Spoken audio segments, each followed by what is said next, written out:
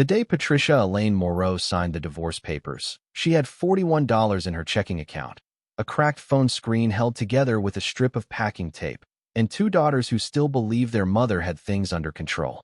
If you're enjoying this story so far, don't forget to hit the like button and subscribe. Drop a comment telling me where in the world you're watching from. I love hearing from you. She did not. What she had was a brown paper grocery bag sitting on the passenger seat of her 2009 Honda Civic, and inside that bag were four things: a bottle of store-brand ibuprofen, a half-eaten sleeve of crackers, a letter from her former attorney confirming that the settlement was final, and a single key on a plain brass ring, the key to the house her grandmother had left her 6 years ago, the one she and Daniel had never bothered to visit. The one they had agreed during the divorce proceedings was hers to keep because Daniel's attorney described it, twice, as a liability. She drove south out of Baton Rouge with the windows cracked and the radio off. The silence felt like something that needed to be respected. The girls were with Daniel that weekend. Cora was 9 and still brought her stuffed rabbit everywhere. Lily was 7 and had recently become very serious about learning to whistle. Patricia had kissed them goodbye that Friday morning in front of Daniel's new apartment, the one with the balcony and the stainless steel appliances, and she had kept her face still and calm the entire drive back to the studio she was renting month to month above a Vietnamese restaurant on Perkins Road. Then she had sat on the floor next to the bed and stared at the wall for 22 minutes. After that, she got up, ate half a sleeve of crackers, and drove south. The town of Calumet Parish sat 40 minutes outside Baton Rouge in a stretch of Louisiana that time had not so much forgotten as quietly declined to revisit. There was a hardware store, a gas station, a diner called Thibodeau's that had a hand-painted sign in the window reading cash only always, and a post office that kept irregular hours. The roads that led off the main street were narrow and flanked by old live oaks whose roots had long since buckled the asphalt into a pattern that resembled the back of a sleeping alligator. Patricia had been here exactly 3 times in her life. Once as a child, when her grandmother Odette was still alive and the house still smelled like camphor and chicory coffee and the particular sweetness of old beeswax. Once at the funeral, which she had attended in a fog of grief and pregnancy, 8 months along with Cora. And once with Daniel, for years into their marriage, when he had suggested they flip the property for quick money, and she had said no without being entirely sure why. He had not argued. He had simply gotten quieter, which in retrospect was the version of Daniel she should have paid more attention to. The house was on a gravel road called Oren Lane, which was not marked on most maps and required knowing where to turn. Patricia almost missed it in the dark. She found it by accident, the way you find things when you have been looking for so long that you stop looking and they appear. She pulled into the overgrown drive and sat in the car for a long moment with the engine idling. The house was still standing. That was the first thing, and for a few seconds it was the only thing. She had half expected to find it collapsed, reclaimed, reduced to a foundation and a memory. Instead it stood there among the oaks looking tired but intact. A 2-story Creole cottage with a wide front gallery and tall shuttered windows, its white paint gone the color of old piano keys, its tin roof patched in 2 places with mismatched metal sheets that caught the moonlight and gave the whole structure a faintly spectral quality. It was not beautiful, but it was hers. She got out of the car and stood in the gravel, listening. The insects were loud down here. The air was thick and warm and smelled of earth and standing water and something she could not name, something organic and old, like the smell of a place that has been breathing quietly for a very long time. She walked up to the front gallery and used the brass key. The door opened with the particular reluctance of a door that has not been opened in years, a resistance that is equal parts swollen wood and sealed air. The smell that came out was close and dark and layered camphor, definitely, and old fabric, and beneath both of those something musty that was not quite mildew, but was its neighbor. Patricia reached along the wall where she remembered a light switch being and found it, and by some minor miracle, the power was still on. The overhead bulb in the front parlor came on and cast a yellowish light across the room. The furniture was still there. She had not expected that. She had expected emptiness, the stripped-out shell of a house that had been picked over by relatives in time. Instead, the room was furnished exactly as she remembered it, as though Odette had simply stepped out for an errand and not yet returned. A camelback sofa in faded burgundy, a low mahogany coffee table with carved legs, 2 wingback chairs flanking the fireplace, their upholstery gone thin at the arms. A tall china cabinet against the east wall, still holding its contents. And there, centered on the wall opposite the fireplace, the mirror. Patricia had forgotten about the mirror. It was enormous. Floor to ceiling, she would have said, though it stopped about 8 inches short of the plaster medallion above. The frame was carved from what looked like walnut, deep reddish-brown with age. Its surface worked into a pattern of leaves and stylized fleur-de-lis that ran all the way around in an unbroken chain. The glass itself had gone slightly smoky with age, the silver backing oxidizing in places so that the reflection it offered was a dimmer, quieter version of whatever stood before it, like looking at yourself through deep water. Odette had called it the parlor mirror. She had never said where it came from. She had never said much about it at all, except once, when Patricia was 11 years old and had asked if they could hang something over it for Christmas, and Odette had looked at her with an expression that was not quite alarm and not quite amusement, and said, with a specificity that had stayed with Patricia for 30 years, "You leave what's behind that mirror alone." At the time, Patricia had assumed her grandmother was talking about the wall. Now, standing in this room at 11:30 at night with $41 to her name and nowhere particularly pressing to be, she looked at the mirror and thought about that sentence for the first time in years. You leave what's behind that mirror alone. She was very tired. She had been very tired for a long time. She set her bag down on the camelback sofa and told herself she would sleep and think about everything in the morning. She did not sleep for a long time. When she finally did, she dreamed about her grandmother standing in this room, placing her palm flat against the side of the mirror's frame, the way you might press your hand against a door to feel what's on the other side. Patricia woke at 6:15 to birdsong and the sound of something small moving in the walls. She lay still for a moment, orienting herself, remembering where she was and why. And then she got up and walked to the kitchen and found that the water still ran, which felt like an unearned kindness from the universe. She drank 2 glasses of water standing at the sink. Then she walked back to the parlor and stood in front of the mirror. In the morning light, it looked less mysterious and more simply old, an enormous piece of antique furniture that had survived in this room through a combination of its own weight and the indifference of everyone who might have otherwise removed it. The walnut frame had gone very dark, almost black in places. The carved leaves were thick with old dust that had settled into the crevices and hardened there. The glass gave her back a version of herself that was softer and less defined than she knew herself to be, which she found, under the circumstances, to be almost a comfort. She reached out and touched the frame. It was solid, much heavier than she expected, even as a frame bolted to a wall. She pressed her fingers against the edge and felt the faintest suggestion of give, not the give of something loose or damaged, but something articulated, something hinged. She stepped back and looked at the full width of the mirror, really looked at it this time, the way you look at something when you stop assuming you already know what it is. The mirror was not hanging on the wall.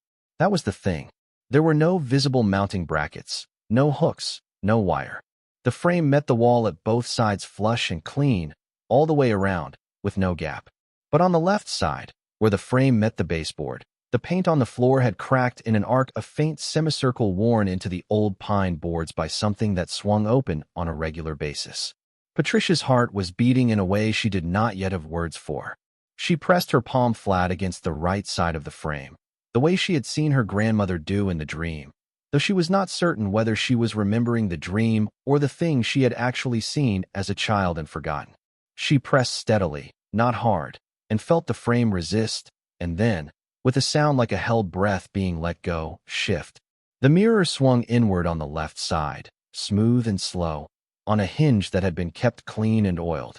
It was 3 inches thick. She could see this now as the frame swung wide, the back of it revealing that what she had taken for decorative molding was in fact a door.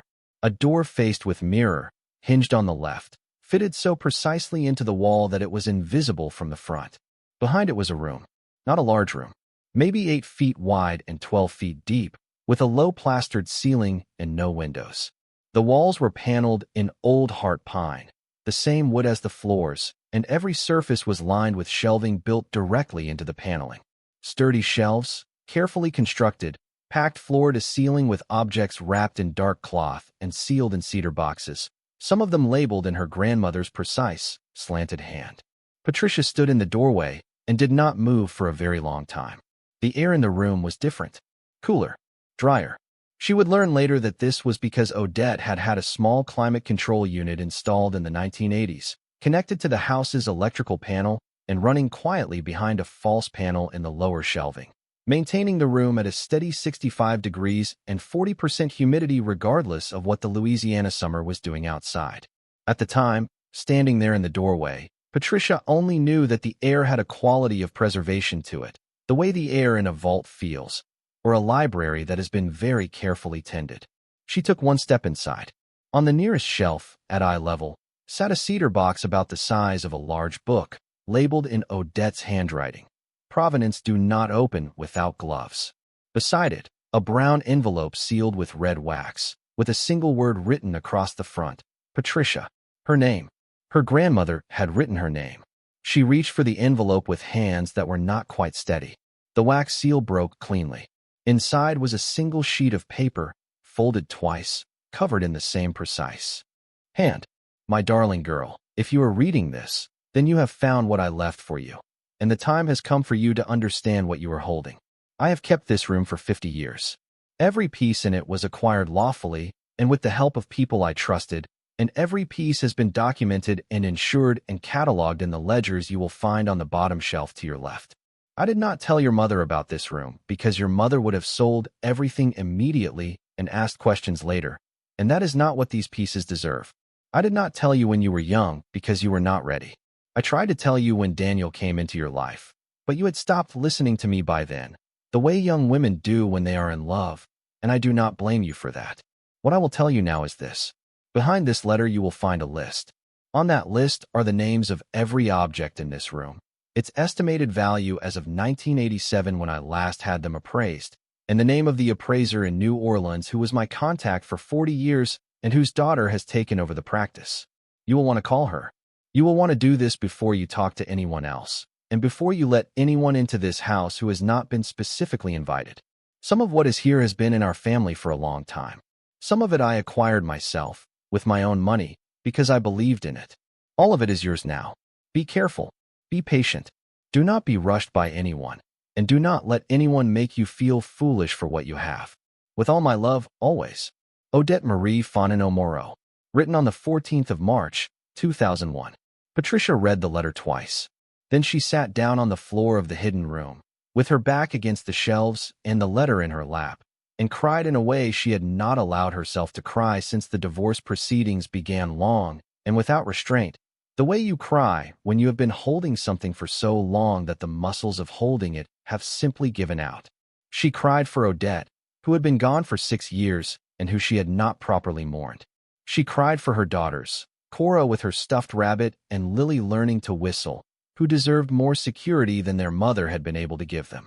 She cried for herself, for the years she had spent trying to be reasonable and measured and to not ask for too much, and for the way that Daniel, in the end, had seen that reasonableness as the thing most easily exploited. Then she stopped crying. She pressed the heels of her hands against her eyes. She breathed. Then she picked up the list. It was 5 pages long, single-spaced, typed on a manual typewriter, with handwritten annotations in the margins.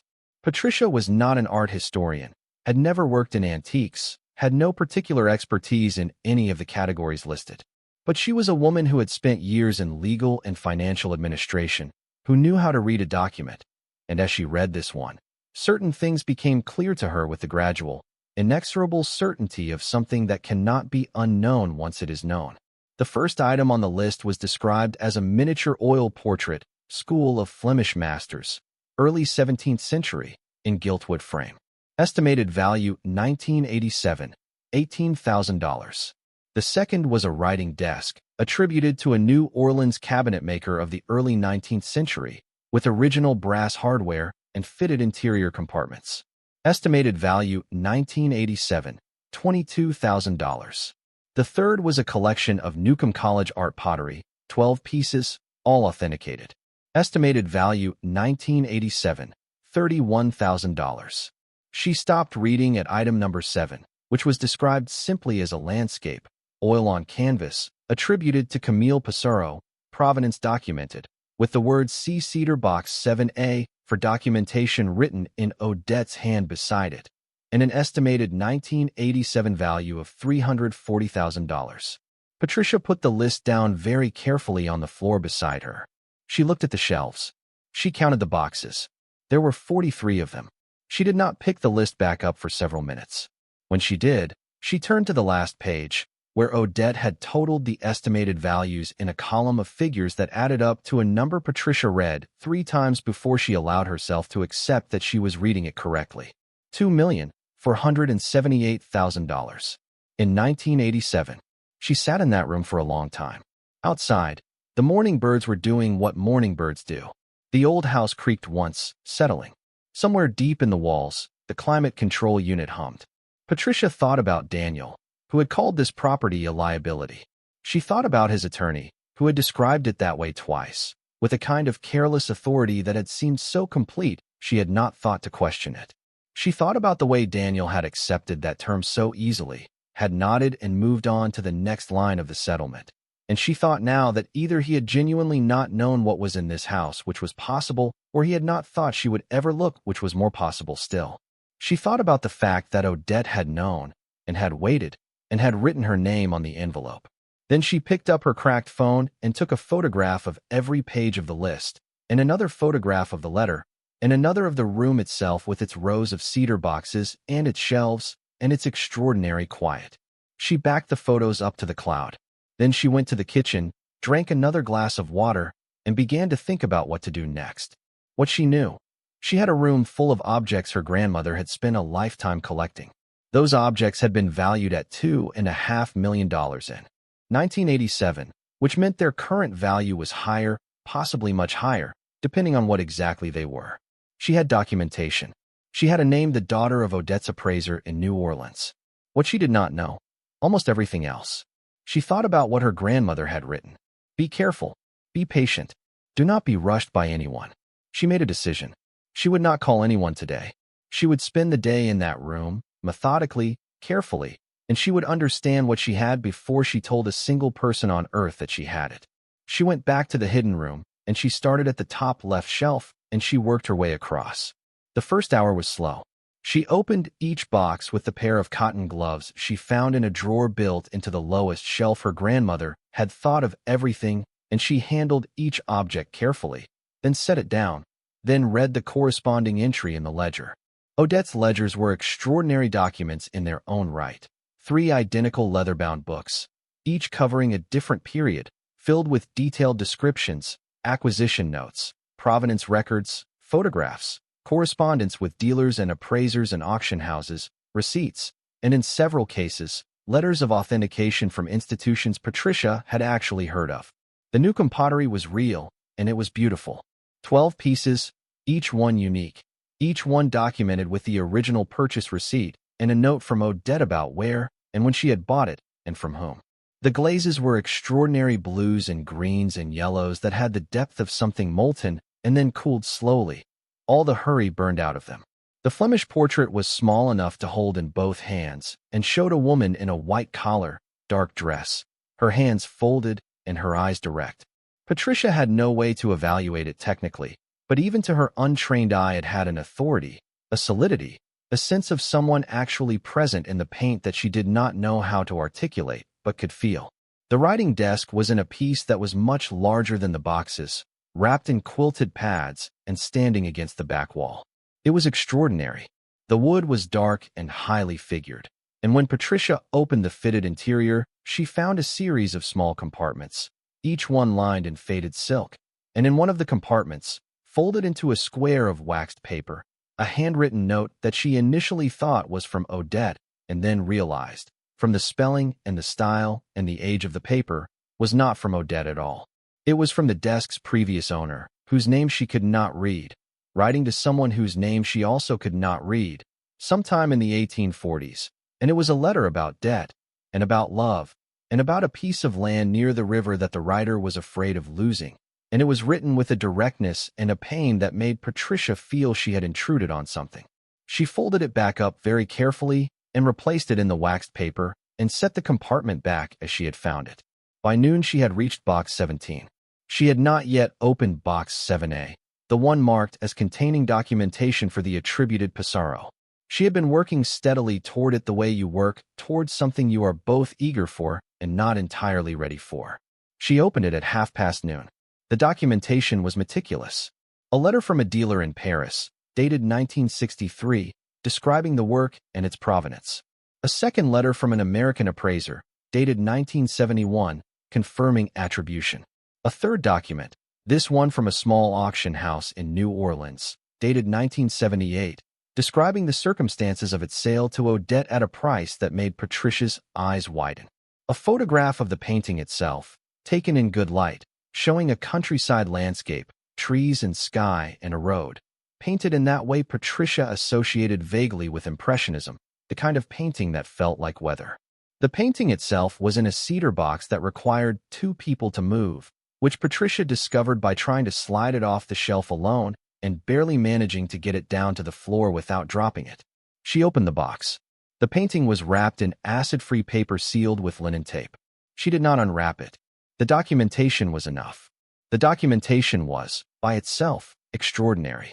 She sat on the floor next to the box with the photograph in her hand and thought about Camille Pissarro, who she knew approximately this much about. He was French, he was an impressionist, his paintings were in museums, they were worth a great deal of money. She typed his name into her phone and spent 20 minutes reading. Then she put her phone down and looked at the ceiling of the hidden room and allowed herself, for the first time, to understand the full scale of what she was sitting inside. Her grandmother had spent 50 years collecting.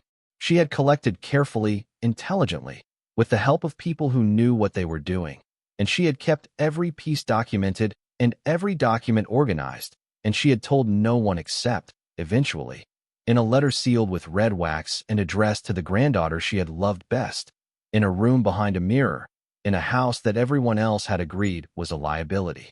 Patricia's phone buzzed. A text from Daniel, whose name she had not changed in her phone because she kept forgetting to. Reminder that I'm dropping the girls off Sunday at 5. She read it twice, the way you read something mundane when you are sitting inside something enormous, and then put the phone face down on the floor. She thought about Sunday. She thought about Cora and her stuffed rabbit. She thought about Lily trying to whistle. She thought about a woman named Odette who had kept a secret for 50 years and waited for the right person to find it. I found it, Grandmere, she said, to the quiet room, to the rows of cedar boxes, to the painting still wrapped in its acid-free paper. I found it. The room did not answer, but the climate control unit hummed, and the air stayed cool and dry, and outside the old house the birds kept on. She spent 3 more hours in that room. By the time she came out and closed the mirror carefully behind her, she had photographed every ledger page, cataloged every box, and made a list of questions she needed answered by someone who knew more than she did. The appraiser in New Orleans was named Celestine Aubert. Her mother had been Odette's contact. Patricia found the number in the ledger under a tab labeled Contacts Professional and called it without overthinking, because overthinking had been one of the primary features of the last 2 years of her life, and she was finished with it. A woman answered on the third ring. Aubert Appraisals, this is Celestine. My name is Patricia Moreau, Patricia said. My grandmother was Odette Moreau. I believe she was your mother's client for many years. A pause. Not a long one. Miss Moreau, Celestine Aubert said, and the warmth in her voice was immediate and specific, the warmth of someone who has been waiting for a particular phone call. My mother spoke of your grandmother often. I've been wondering when you'd call. Patricia sat down on the camelback sofa. You knew she'd left this to me? I knew she had everything prepared. She came in about 8 months before she passed, had me update the appraisals, organized all the documentation. She said her granddaughter would call eventually, when the time was right. It's been 6 years. Yes, Celestine said, without judgment. Things happen in their own time. Are you at the house now? I am. And you've found the room? I have. Good.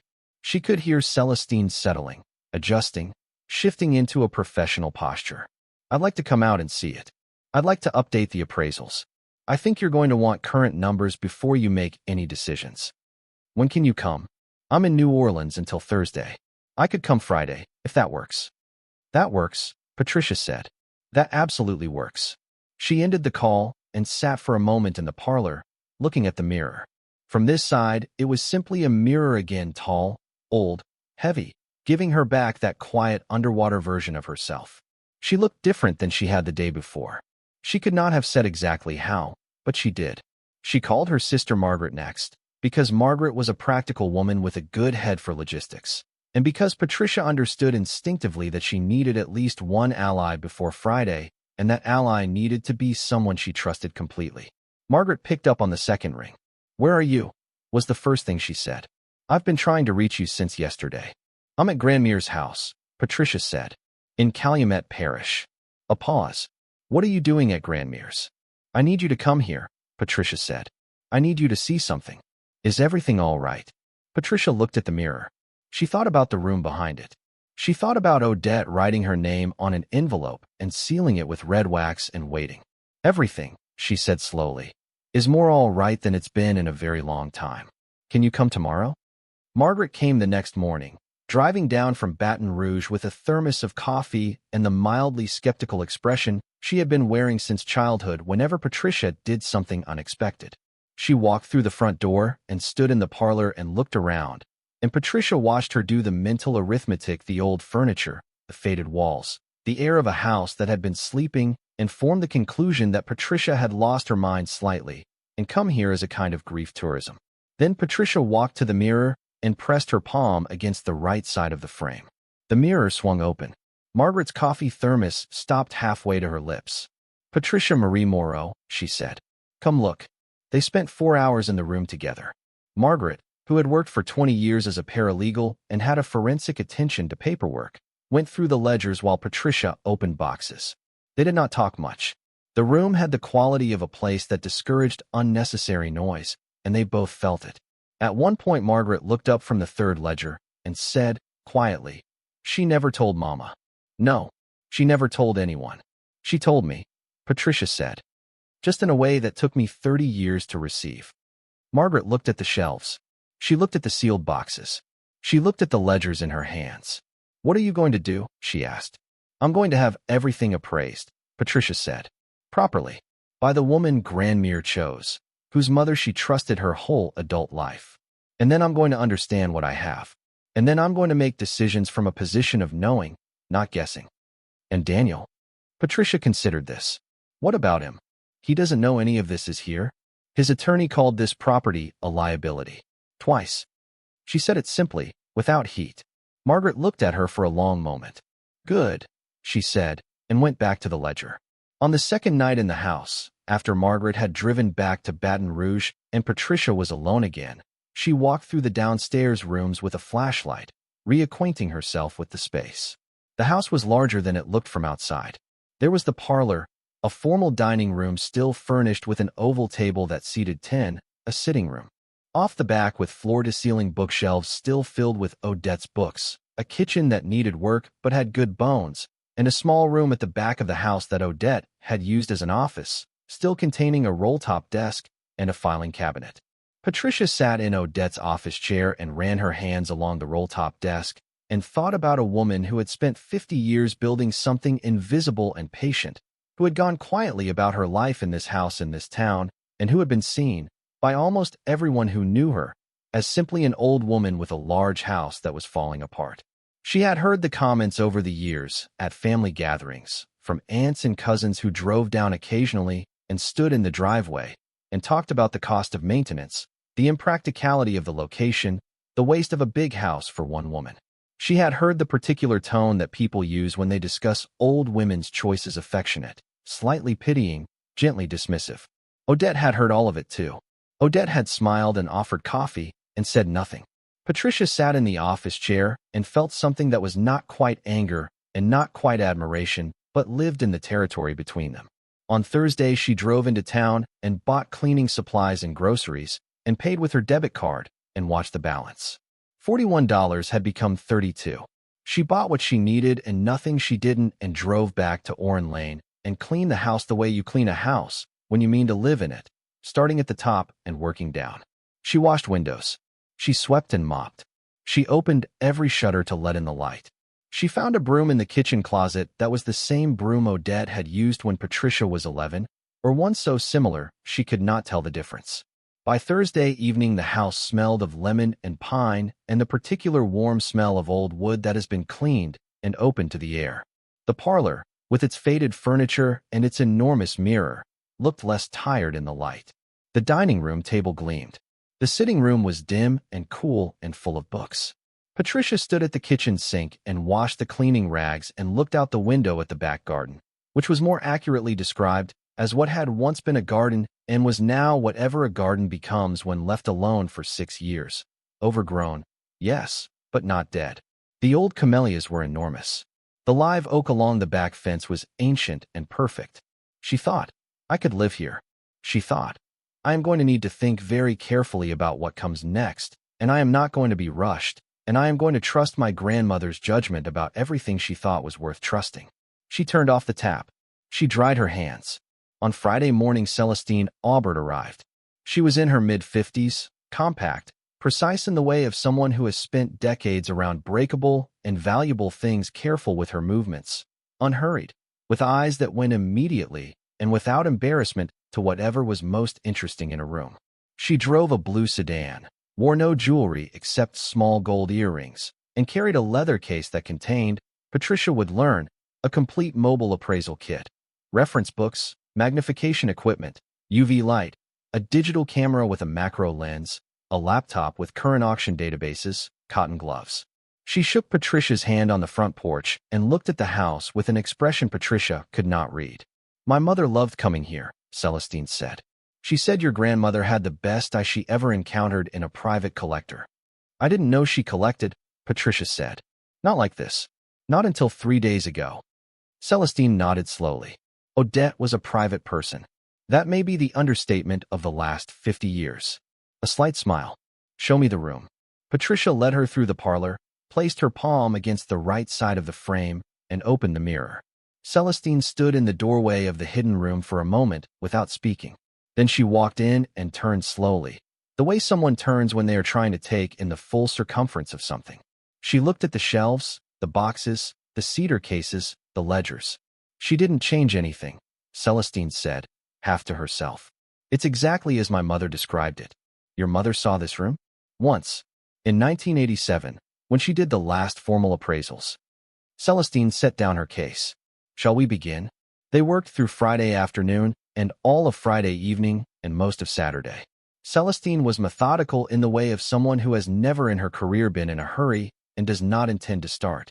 She examined each piece with attention that was almost ceremonial, making notes in a small leather notebook, cross-referencing with her laptop, occasionally making sounds that conveyed nothing to Patricia, but which she came to understand were a form of professional commentary.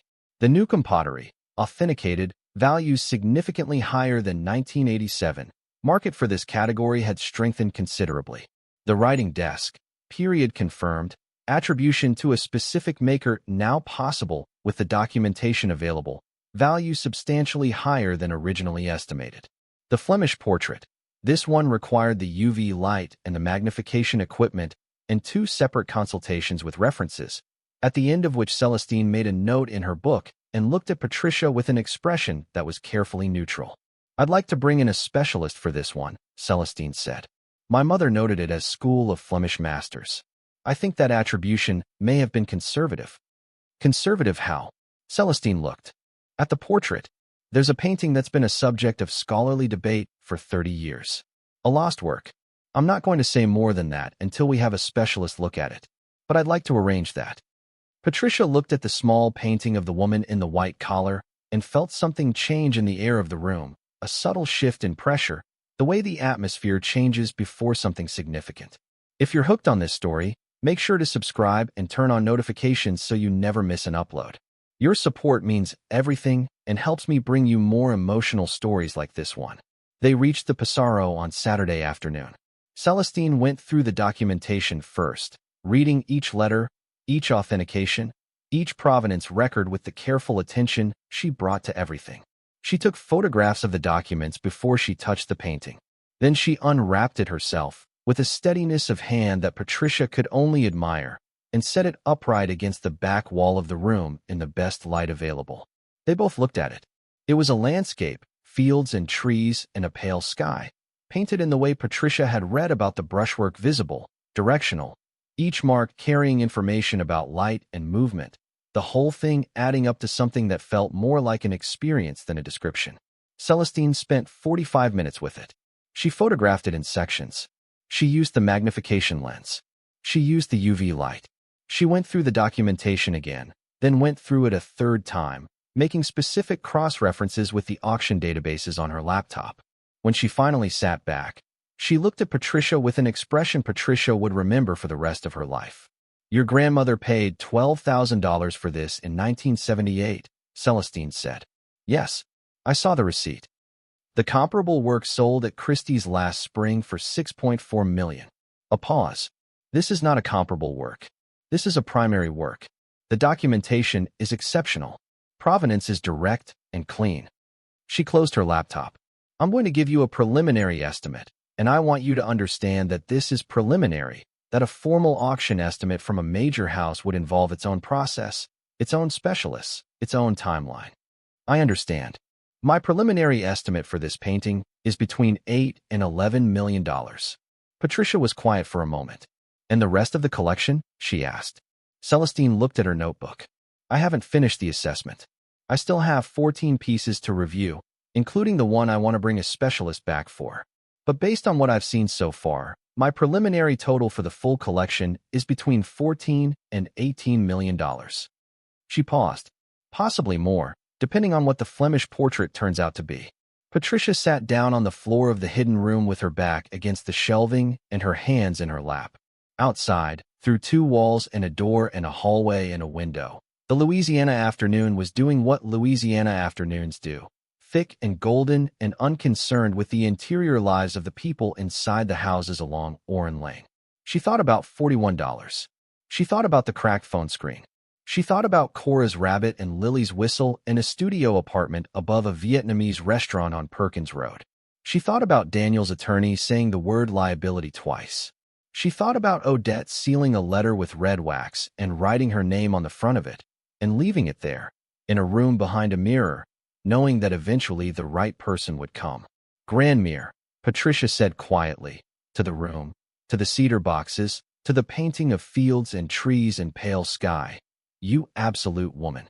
Celestine, who had been making notes in her book, looked up. "I'm sorry," Patricia said. I need a moment."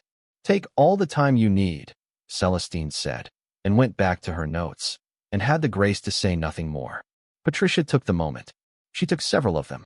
She sat on the floor of her grandmother's hidden room with its cedar boxes and its rows of old beautiful things and its air of patient preservation, and she let the full weight of it settle through her.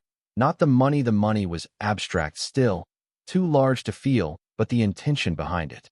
The decades of attention, the careful documentation, the climate control running quietly behind the false panel.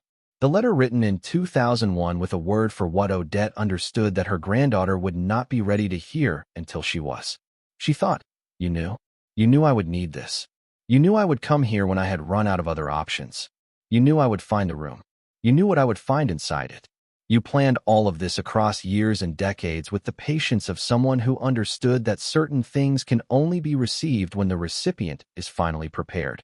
She thought, "What kind of love does that require?" She thought, "The kind I want to practice. The kind I want my daughters to see." She got up off the floor. She smoothed her jeans. She pushed her hair back. She took a long breath. "All right," she said to Celestine. "Let's finish the assessment." Celestine looked at her. Then she nodded, once, the nod of one professional acknowledging another, and opened the next cedar box. They finished at 9 o'clock on Saturday night. Patricia made coffee in Odette's kitchen, and they sat at the kitchen table, and Celestine walked her through the full preliminary assessment, item by item, with the numbers and the caveats and the recommended next steps. Celestine had contacts at Sotheby's and Christie's. Both. She had a colleague who specialized in Flemish masters and could be in Calumet Parish by the following weekend. She had relationships with insurance companies that dealt specifically with private art collections, and she was clear about the fact that everything in this room needed to be properly insured before anything else happened. Patricia listened and took notes on the notepad she found in Odette's office, the one with the small camellias printed in the upper corner. "What's my first step?" she asked when Celestine had finished. Insurance, Celestine said. Immediately. Tomorrow if possible. I can call my contact first thing Monday morning and get someone out here by midweek. Nothing moves, nothing leaves this room, nothing gets discussed outside this house until the insurance is in place. And then we bring in the specialist for the Flemish portrait. Then we have a conversation about what you want to do, whether you want to sell or retain or some combination. There's no right answer. Some of what's here you may want to keep. Some of it may do more good in a museum context. Some of it might be best handled through auction. These are conversations for later, once you have all the information. What do I tell people in the meantime? Celestine looked at her. Nothing. You have a house you're renovating.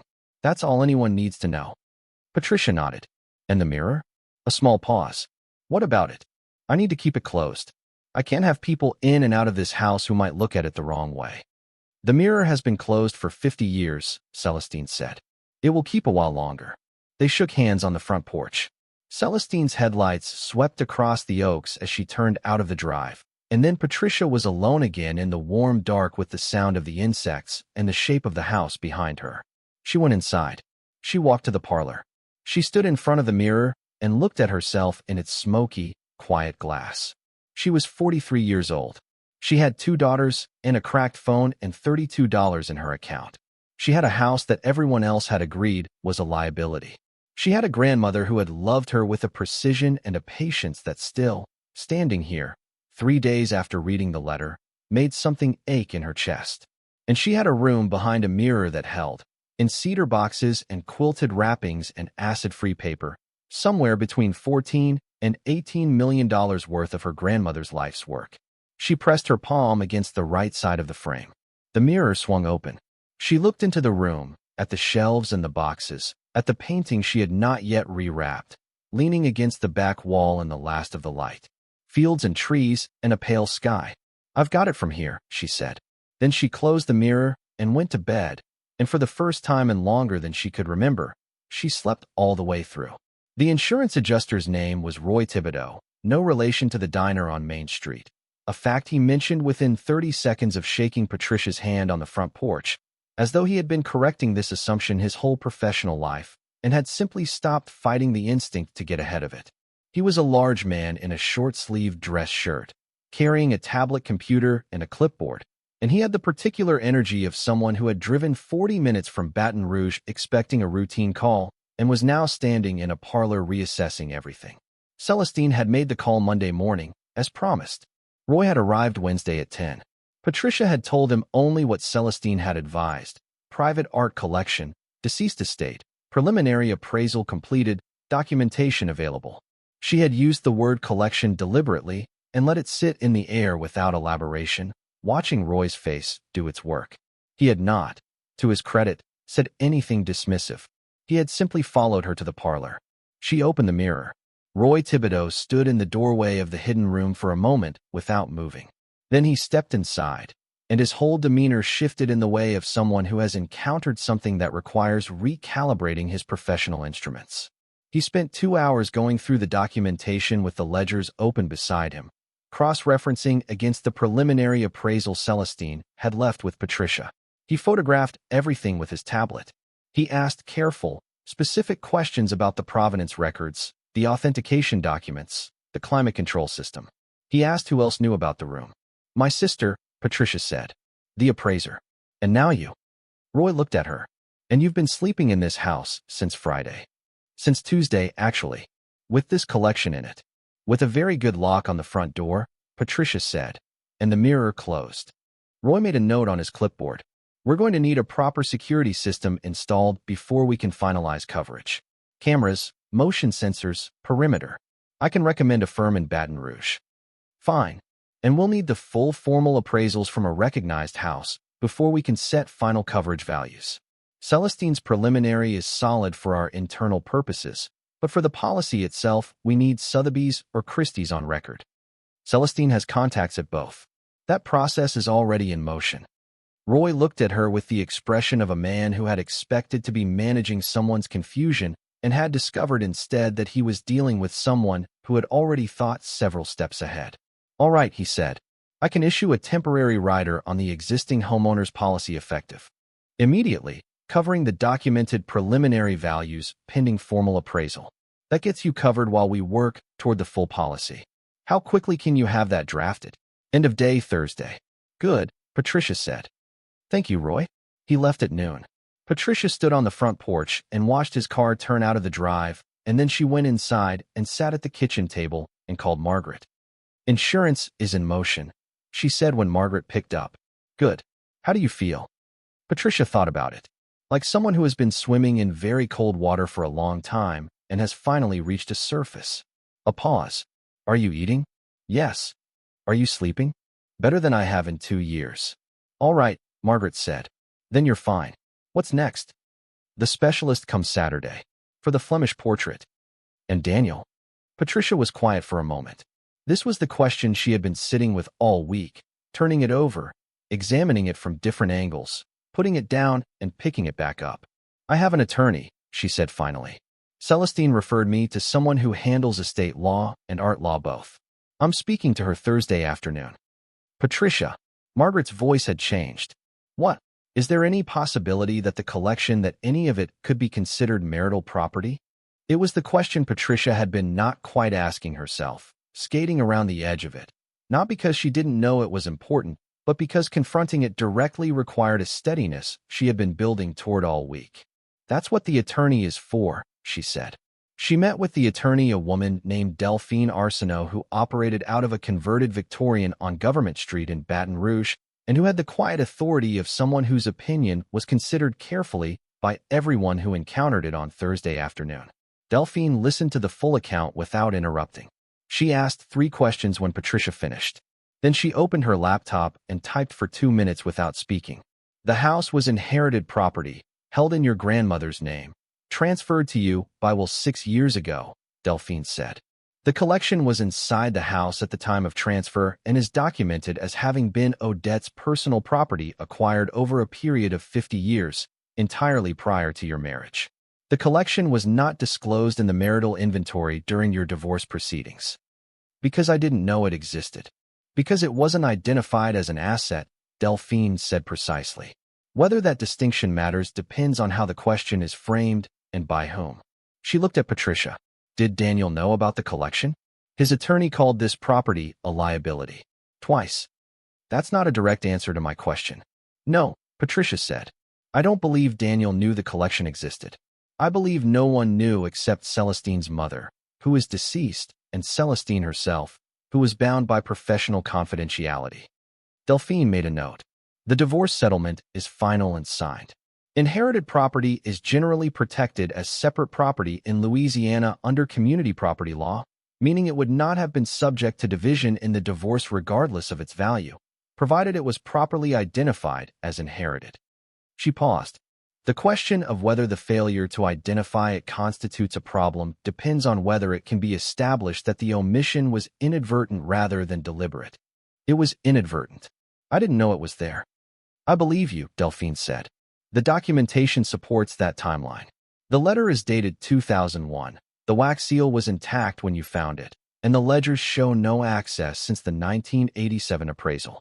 The more important question, from a practical standpoint, is whether Daniel or his representatives will attempt to revisit the settlement once the collection becomes public knowledge. Patricia looked at her. Can he do that? People attempt many things. Whether they succeed is a different matter. Delphine's expression was measured. My recommendation is that we file a formal addendum to the estate record confirming the discovery and its provenance before the collection becomes public knowledge. This establishes your claim clearly and on the record before anyone else has the opportunity to complicate the picture. She paused. How long before the appraisals become public?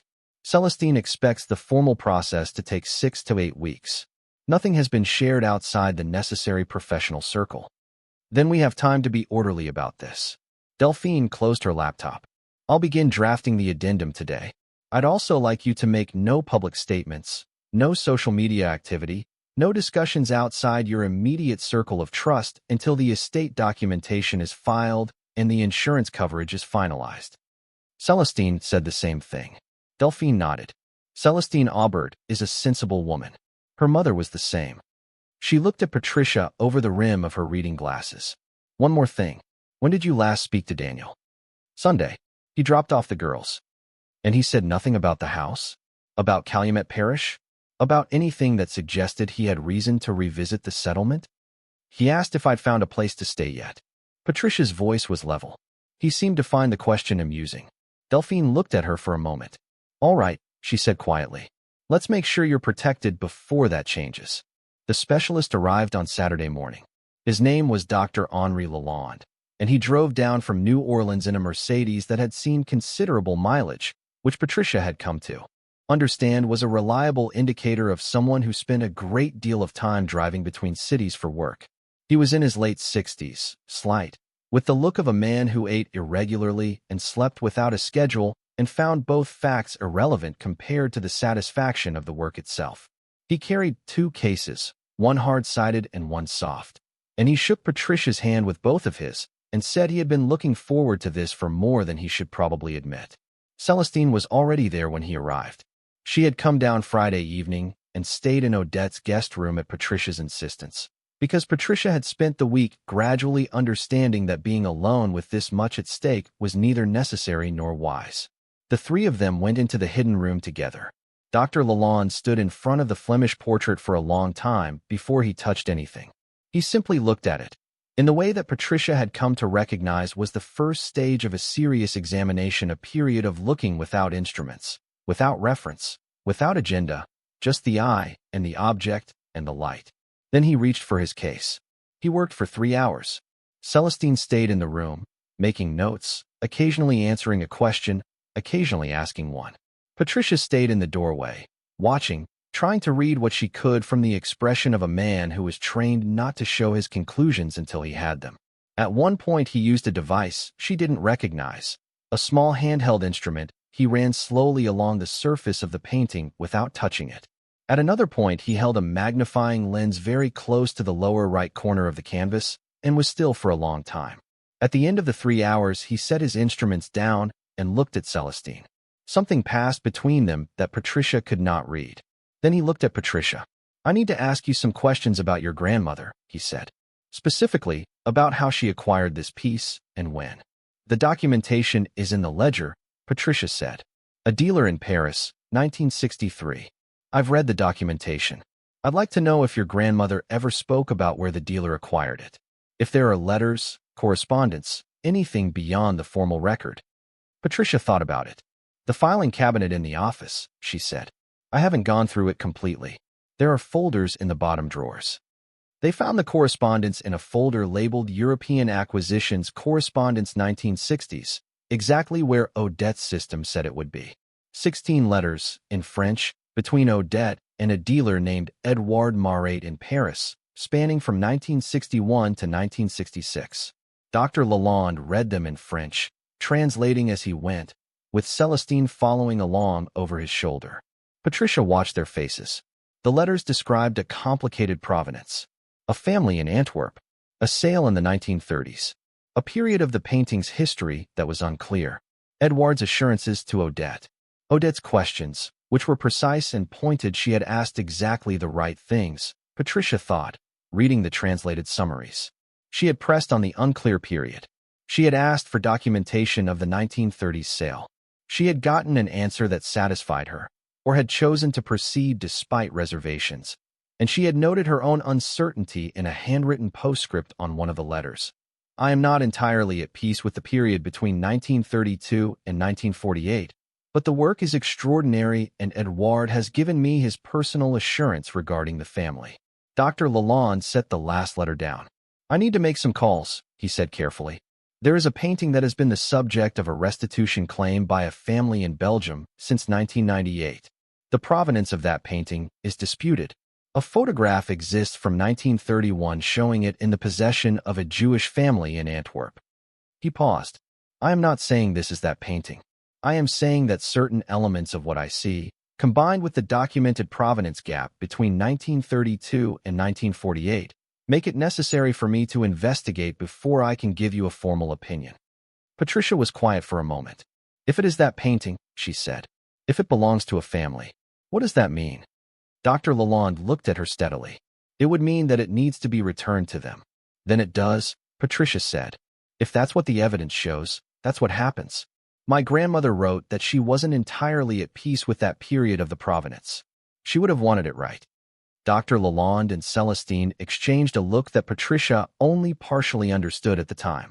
Later, Celestine would tell her that in 30 years of this work, a collector's heirs saying immediately, without hesitation, if it belongs to them, it goes back, that was rarer than anyone outside the field would believe. I'll make the calls, Dr. Lalonde said. I'll have a preliminary answer for you within 2 weeks. He packed his cases, thanked them both, and drove back to New Orleans. Celestine and Patricia sat in the kitchen with coffee going cold between them. What if it is the restitution piece? Patricia asked. Then the value of the collection decreases by however much that painting is worth, Celestine said practically, which is not nothing. But the rest of the collection's value is unchanged, and you will have done the right thing, which is also not nothing. Grandmere would have wanted it right, Patricia said again. I know. Celestine looked at her coffee. She said exactly that to my mother in 1987, about the same piece. My mother noted that Odette was aware of the potential issue and had begun her own investigation. She apparently contacted the Margaret family in Paris, but Edouard had died by then and his records were incomplete. A pause. She never resolved it. I think it was something she carried. Patricia looked out the kitchen window at the overgrown garden, the old camellias, the ancient live oak. She left me the correspondence, she said slowly. She filed it and labeled it and left it where I could find it. She didn't bury it or destroy it. She kept the record. Yes, Celestine said. She left me the means to resolve it. Yes. Patricia was quiet for a long moment. Outside, a bird was doing something insistent in the live oak. The morning was warm and bright and wholly indifferent to the weight of old mistakes and the patience required to address them. All right, she said. Then we resolve it. The following week, Patricia drove back to Baton Rouge on a Tuesday to pick up the girls from Daniel's. She sat in his parking lot for 3 minutes before going up, doing what she had been doing in parking lots and waiting rooms and quiet moments for the past 2 weeks, making sure she was in full possession of herself before she went into any situation that required it. Daniel answered the door in a good mood, which was the version of Daniel she had always found most difficult to navigate, because his good moods had a quality of generosity that could feel like warmth if you weren't paying close attention, and was actually, she had finally come to understand, a form of control. He was generous when things were going his way. He was generous when he felt comfortable. The generosity had limits that only revealed themselves when something disrupted the comfort. You look rested, he said, which was his way of noting that she looked different without saying anything specific enough to be responded to. I've been at the house in Calumet Parish, she said. I'm staying there for a while. That old place. He leaned against the door frame. Patricia, that house needs $20,000 in repairs minimum. You can't live there. The roof is sound, the water runs, and the power is on. It's fine. It's in the middle of nowhere. It's 40 minutes from Baton Rouge. The girls' school isn't affected. I've already spoken to their teachers. His expression shifted slightly, the way it shifted when a conversation was not going the way he had anticipated. I'm just saying, if you need help finding something more practical, I don't, Patricia said. Where are the girls? Cora appeared from the hallway with her rabbit under one arm and a drawing she had made at Daniel's in the other hand.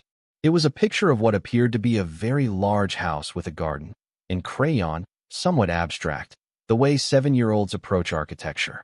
She handed it to Patricia without preamble. That's our new house, Cora said. Daddy showed me a picture of it. I made it better. Patricia looked at the drawing. She looked at Daniel. You showed her a picture of the house in Calumet Parish? Daniel shrugged. She asked where you were staying. I looked it up on the county property records. I was curious. He paused. It's actually in better shape than I remembered. Patricia said nothing. The land alone has probably appreciated since we looked at it last, Daniel said, with the conversational ease of someone raising a point he had been thinking about for a while. I was actually thinking, if you're going to be out there anyway, it might be worth getting an updated assessment. Could be useful for both of us. There it was. There was the edge of it, just visible beneath the generosity. Patricia kept her face still and her voice even in the way she had been practicing for 2 weeks, the way her grandmother had been practicing for 50 years. I'll keep that in mind, she said. Come on, Cora. Let's get your bag. That night, With the girls asleep in Odette's guest room they had taken to the old house with the absolute adaptability of children, Lily immediately claiming the garden as her own personal wilderness, and Cora deciding the camelback sofa was the best seat she had ever encountered. Patricia sat at the roll-top desk in the office with Delphine's draft addendum open on her laptop and read it through for the third time. It was clean, precise, and airtight in the way of documents drafted by someone who anticipated resistance. Every element of the inheritance was documented. The date of Odette's death, the date the will was probated, the date Patricia had received the key, the letter, the ledgers, the date she had entered the room for the first time, Celestine's preliminary appraisal, the insurance rider, all of it in order, all of it verifiable, all of it establishing with the clarity of a well-lit room that this collection had been Odette's alone and had passed to Patricia at the moment of Odette's death, 6 years before Patricia's divorce, and that no other party had a claim. She read Daniel's words again in her head. The land alone has probably appreciated. He did not know. She was almost certain he did not know. But he was curious now, which was almost as dangerous, because Daniel's curiosity was not the idle kind. It was the kind that gathered information quietly and then deployed it at the moment of maximum inconvenience. She called Delphine the next morning. "File it today," she said. "The addendum. Whatever you need from me, I'll have it to you within the hour." A pause. "Has something happened?" "Nothing specific, but I think the timeline is tighter than we thought." Delphine was quiet for a moment. "I'll file by end of day." Patricia sent her every document she had asked for within 45 minutes. Then she poured herself a second cup of coffee and sat on the front gallery in the morning air and watched Lily working her way through the garden with a very serious expression, examining things. "Mama," Lily called, without looking up from whatever she was inspecting. "In the camellias." "What, baby? Did you know these flowers are really old?" "I did know that." "How old?" "Older than me. Maybe older than Grandmere." Lily considered this with the gravity it deserved. "They're still pretty," she said. "They are," Patricia said. They were.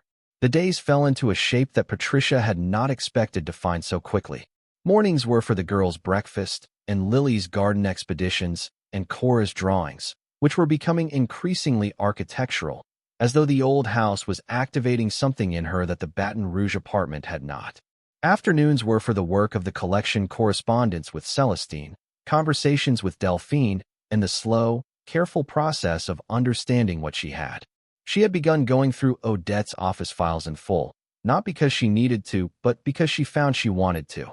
She wanted to know her grandmother the way the files knew her through 40 years of decisions, purchases, correspondence, relationships with dealers and appraisers and auction houses in New Orleans and New York and occasionally Paris. She wanted to read the paper trail of a life lived with intention. What she found was a woman she had known only partially. She found letters from the 1960s describing Odette's first serious acquisition, a piece of Newcomb pottery purchased at an estate sale for $60, and the excitement in the writing that she had never seen in her grandmother's speech, but recognized immediately as the same energy that had shaped the room behind the mirror. She found correspondence with museum curators in New Orleans who had taken Odette seriously at a time when that was not guaranteed. She found records of donations, smaller pieces, given anonymously to local cultural institutions, pieces that Odette had decided belonged in public hands rather than private storage.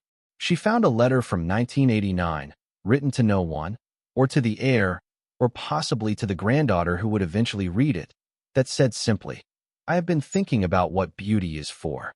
I believe it is for looking at, and for keeping safe so that it can be looked at, and for passing on so that someone else can keep it safe and look at it after you are gone. Everything else is conversation about the thing, not the thing itself." Patricia read this letter 3 times.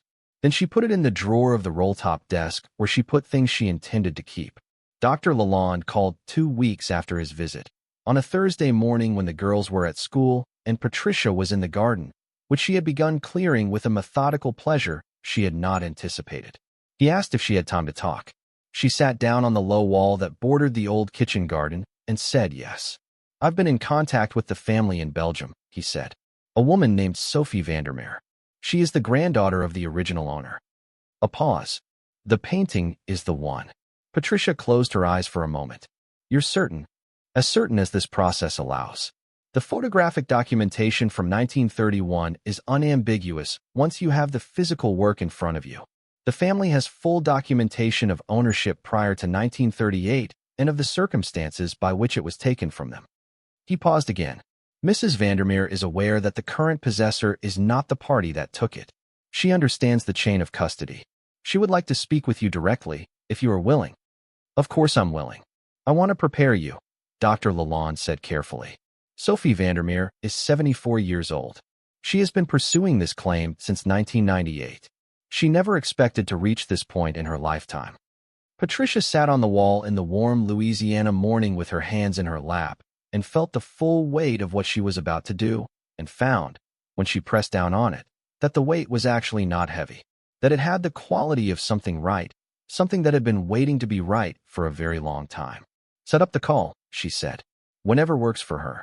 Sophie Vandermeer spoke English with a Flemish accent and a directness that Patricia recognized, across an ocean and a language, as the same quality that her grandmother had possessed. She was precise, and she did not waste time on preamble. The painting had belonged to her grandfather. It had hung in the family home in Antwerp until 1938, when it was seized. The family had fled. Her grandfather had spent years after the war trying to recover it, and had died without succeeding. Her mother had continued the effort. Sophie had continued after her mother. 26 years, Sophie said. We have filed claims, provided documentation, written letters. Most of the time no one knows where it is. Some of the time they know, and they do not want to admit it. I understand, Patricia said. Or I'm trying to understand. I want you to know that this isn't a question for me. The painting is yours. Whatever the process requires, I will cooperate fully. A silence on the other end of the line. You don't want to fight it? Sophie said. No. Most people fight it. It isn't mine to fight over, Patricia said. My grandmother had doubts about the provenance gap. She tried to resolve them and couldn't before she died. I think she would be relieved. Another silence. Longer. Your grandmother, Sophie said finally. She bought it in 1963. Yes. She paid for it. She took care of it. A pause. She did not know. She had concerns. She documented them. But I don't think she knew, not fully. No, Sophie said. No, I believe that. A longer pause. Thank you. It's a very strange feeling, after so long, to reach the end of something. I think I understand that too, Patricia said. More than I did a month ago. The formal restitution process took another 3 months to complete, but the outcome was never in question. Celestine coordinated with the legal teams. Delphine filed the necessary documentation. Patricia signed what needed to be signed and provided what needed to be provided. And on a Wednesday morning in late October, she stood in the parlor of Odette's house and watched 2 representatives of the Vandermeer family carefully wrap the portrait for transport. She had asked to say goodbye to it, which had seemed to her like a potentially foolish request, and which the representatives had understood completely. She stood in front of it for a few minutes. The woman in the white collar, hands folded, eyes direct. 26 years of searching.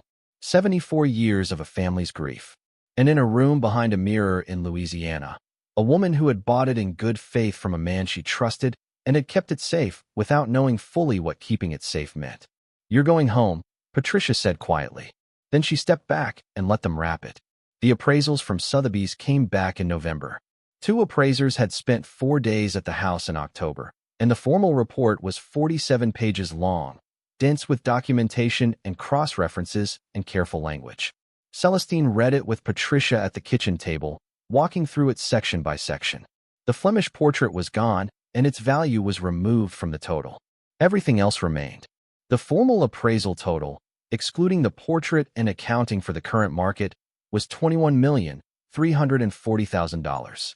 Patricia read the number. She read it again. The market for Newcomb pottery has strengthened significantly since 1987, Celestine said, which accounts for some of the increase from my preliminary. And the Pissarro came in at the high end of the estimate range, $10.8 million. That's the primary driver. Patricia nodded. She was looking at the number at the bottom of the summary page. This is real, she said, not quite as a question. It's real, Celestine said. It's verified, documented, and insured. It is as real as anything in this business ever is. Patricia put the report down on the table. She looked at the window, at the garden beyond it, at Lily's camellia bush, which Lily had personally taken responsibility for in the way that 7-year-olds take personal responsibility for things they love. She thought about what $21 million meant.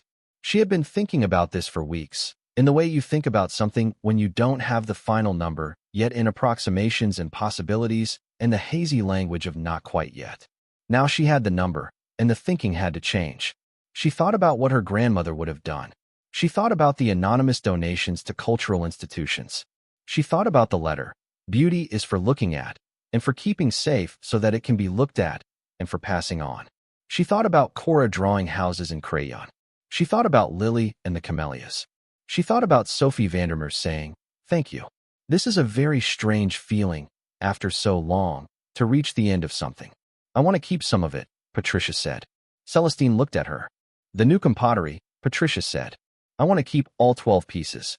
They stay here, in this house, where people can see them." She paused. "And the writing desk. That stays too. And the rest." Patricia thought. "I want to talk to some museum people before I make decisions about the rest. I want to understand where things belong. Some of it might be right for public collections. Some of it can go to auction." She looked at the kitchen table, the old wood of it, the surface worn smooth by decades of Odette's hands. But slowly, without being rushed by anyone. "That's wise," Celestine said. "The market is good right now, and there's no urgency. Grandmere waited 50 years. I think I can wait 6 months." Celestine smiled. It was the first time Patricia had seen her smile fully, and it was a warm smile, the smile of someone who has been waiting for this particular sentence from this particular person and finds that it is exactly what she had hoped. "Your grandmother would have liked you," Celestine said. "I think you already know that. But she would have. Very much." "I know," Patricia said. "I think she did. It was Margaret who told her about Daniel. She called on a Friday afternoon in late November, and Patricia could hear the particular quality in her sister's silence before she said anything, the silence of someone choosing words carefully. "He filed," Margaret said. Patricia set down her coffee cup. "Filed what?"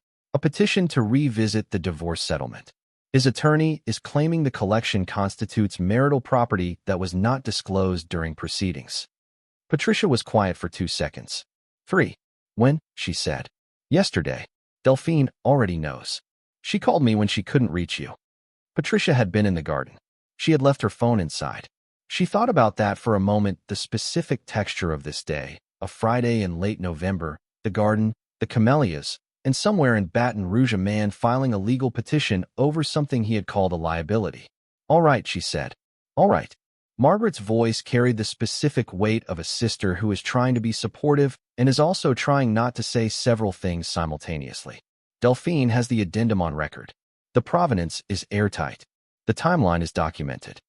Patricia picked up her coffee cup again. "He can file. That's his right. It won't change anything." "You don't seem upset." "I'm not," Patricia said, and found it was true. Not the performed calm she had been building toward for months, but the actual thing, a stillness that came from being on solid ground for the first time in a very long time. "He found out from the property records," Margaret said. "Someone told him about the Sotheby's appraisers being at the house." "Someone," Patricia said. "His brother has a friend in Baton Rouge who it doesn't matter how it traveled. He knows. He knows there's something significant there." Patricia looked at the mirror from the kitchen doorway. It stood in the parlor as it always had, tall and old, and quietly giving back the room. She had spent 3 months in this house now. She had cleaned it and lived in it and filled it with her daughter's voices. She had opened the room behind the mirror every morning and stood in it and understood, more each day, what it contained and what it meant. She had had the security system installed, as Roy had requested. Cameras on all 4 corners of the house, motion sensors on the perimeter, a panel in the kitchen linked to a monitoring company in Baton Rouge. The hidden room itself had a separate sensor on the inside of the frame. She had paid for all of it in cash, from the small reserve fund she had been building since the divorce, and then from the first small piece she had sold a pair of landscape oils that a gallery in New Orleans had taken on consignment and moved within 2 weeks. The sum had been enough to pay off 3 months of debt, both daughters' school fees through the end of the year, and the security system, with enough left over that Patricia had sat at the kitchen table and looked at her bank balance for a long time in silence. $41. That had been the number she started with. It seemed, already, like a number from someone else's life. Let Delphine handle it, Patricia said. That's what she's there for. She says it's not going to go anywhere. The legal ground is too clear. I know. She also says he's going to make noise before he drops it. She wants you to be prepared for that. I am prepared for that. Patricia set her coffee down. Margaret, I want to tell you something, and I want you to hear it completely. I'm listening. When I drove down here in October with $41 and a cracked phone, she paused. I was as close to the bottom as I've ever been. Not just financially. All of it. I had done everything that was asked of me for 15 years, and I had nothing to show for it except a settlement that barely covered my rent and 2 daughters I was terrified I couldn't provide for. She breathed. And then I came here, and I found what Grandmere left, and I understood something that I think I should have understood a long time ago. What? Margaret's voice was careful. That the people who are quiet aren't the people without power. They're the people who understand when to use it. A pause. Grandmere was quiet for 50 years. She didn't tell anyone. She didn't make noise. She just built something, carefully, over a very long time, and she left it for the person she trusted to receive it. Patricia looked at the mirror. Daniel can make noise. That's fine. He can file a petition that has no legal basis and spend money on attorneys who will eventually tell him it's not going anywhere. That's his choice to make. She took a breath. I have a house. I have a collection. I have 2 daughters who are already in love with a garden that's 3 times older than they are. I have work to do figuring out what belongs in museums, what goes to auction, what stays here. I have Sophie Vandermeer's address in Belgium, and I intend to write her a proper letter. She paused. I have everything I need, and the person who gave it to me has been gone for 6 years, and I would give a great deal to be able to tell her so. A long silence on the other end of the line. Patricia, Margaret said finally. What? I think Grandmere knew you'd be all right. Patricia looked at the parlor, at the old furniture and the tall windows and the smoky glass of the mirror, which gave back the room in that soft, deep-water way, everything a little quieter and more still than it actually was. I think she did too, she said. I think that's why she waited. Delphine Arsenault did not call with updates unless there was something worth updating. So when she called on a Tuesday morning in early December, Patricia picked up without the low-grade dread she had spent most of the last 2 years associating with unexpected phone calls. Daniel's attorney has requested documentation, Delphine said, without preamble. They want the full provenance record, the appraisal reports, Odette's ledgers, and a copy of the estate addendum. Patricia was standing in the kitchen, watching the morning come into the garden through the window. Lily had left her garden gloves on the low wall again. They were bright yellow, child-sized, and they looked exactly like something a 7-year-old who took her camellias seriously would leave behind. Send them everything, Patricia said. A pause. Everything. All of it. The full record. Every document. Every letter. Every ledger page. Every appraisal report. The letter from Odette. The sealed wax. The timeline. The photographs. Everything. She turned from the window. If Daniel's attorney is going to build a case, I want them to build it on the complete picture. That's an unusual approach, Delphine said carefully. I know, but the complete picture destroys the case. The incomplete picture invites speculation. She thought about this for a moment. Grandmere documented everything specifically because she understood that incomplete records are where challenges take root. The complete record leaves nothing to argue about. Another pause. Longer this time. You've been thinking about this, Delphine said. I've had a month. All right. She could hear Delphine's keyboard. I'll prepare the full disclosure. Package by Thursday. One more thing, Patricia said. Include the restitution documentation. The Flemish portrait, Sophie Vandermeer, the full file. Why? Because it demonstrates character, Patricia said. It demonstrates that when I found something that didn't belong to my grandmother, when I found something that needed to be returned, I returned it without hesitation, without a legal proceeding, without being compelled. She paused. That is the kind of person who does not conceal marital assets. That is the portrait of someone who, when in possession of something she should not keep, gives it back. Delphine was quiet for a moment. Your grandmother, she said finally, was a very smart woman. I know, Patricia said. I'm learning it more every day. The documentation package went to Daniel's attorney on Thursday. By Friday afternoon, Delphine had a response. They were requesting 2 weeks to review.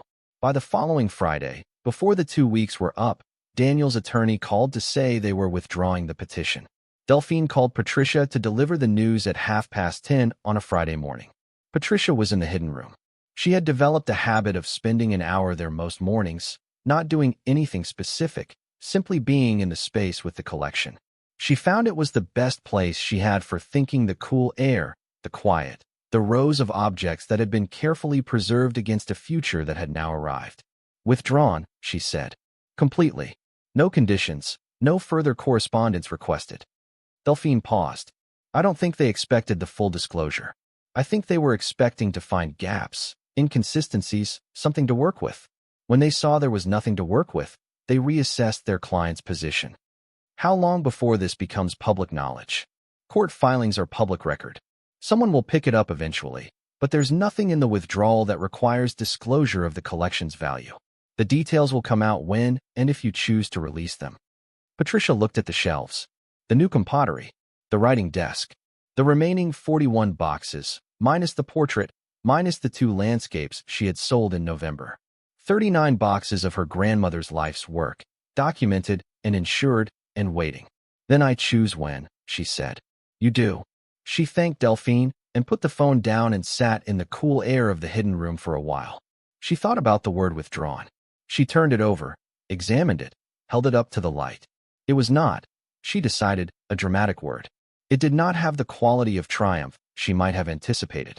It was simply accurate: a door that had been opened onto a room that contained nothing useful had been quietly closed again. That was all. What she felt was not triumph.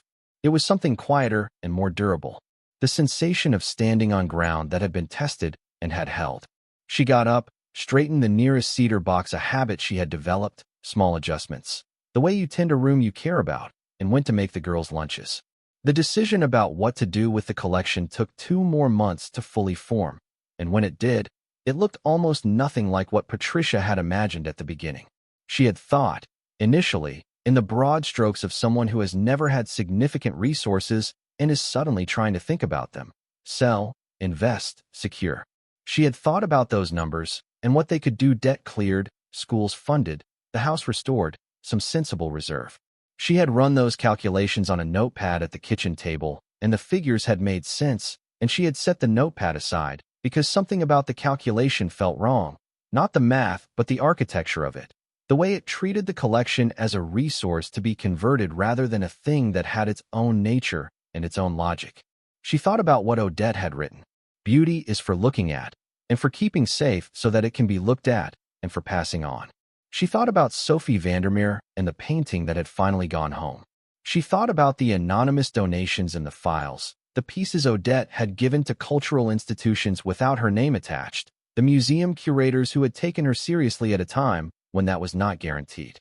She thought, one afternoon in January, while Lily was explaining to her at length and with great seriousness the life cycle of a camellia bush, about what kind of person she wanted to be in possession of something like this. The answer, when it came, was not surprising. It felt like something she had known since the moment she read Odette's letter and simply had not yet articulated. She called Celestine on a Thursday in January. "I want to do it the way she would have done it," Patricia said. Celestine waited. "I want to keep what belongs here, what belongs in this house, where people can see it and be around it. The Newcomb pottery stays. The writing desk stays. There are 4 or 5 other pieces I want to keep, things that feel like they're part of the house rather than inventory." She paused. "The rest I want to place thoughtfully, not all at auction. Some of it, the pieces that belong in public collections, I want to donate or offer at reduced prices to institutions that will put them on display."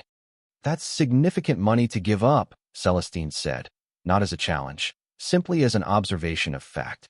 "I know, but I looked through the files, and Grandmere did the same thing. Smaller pieces, over years, given without her name attached." She understood that the value wasn't only in what you could convert it to. A pause. "And I'm not starting from nothing. Even after the donations, after the estate costs, after the taxes, after everything, what remains is more than I would have believed possible 4 months ago. It's considerably more than that," Celestine said drily. "I know, which is why I can afford to do this right."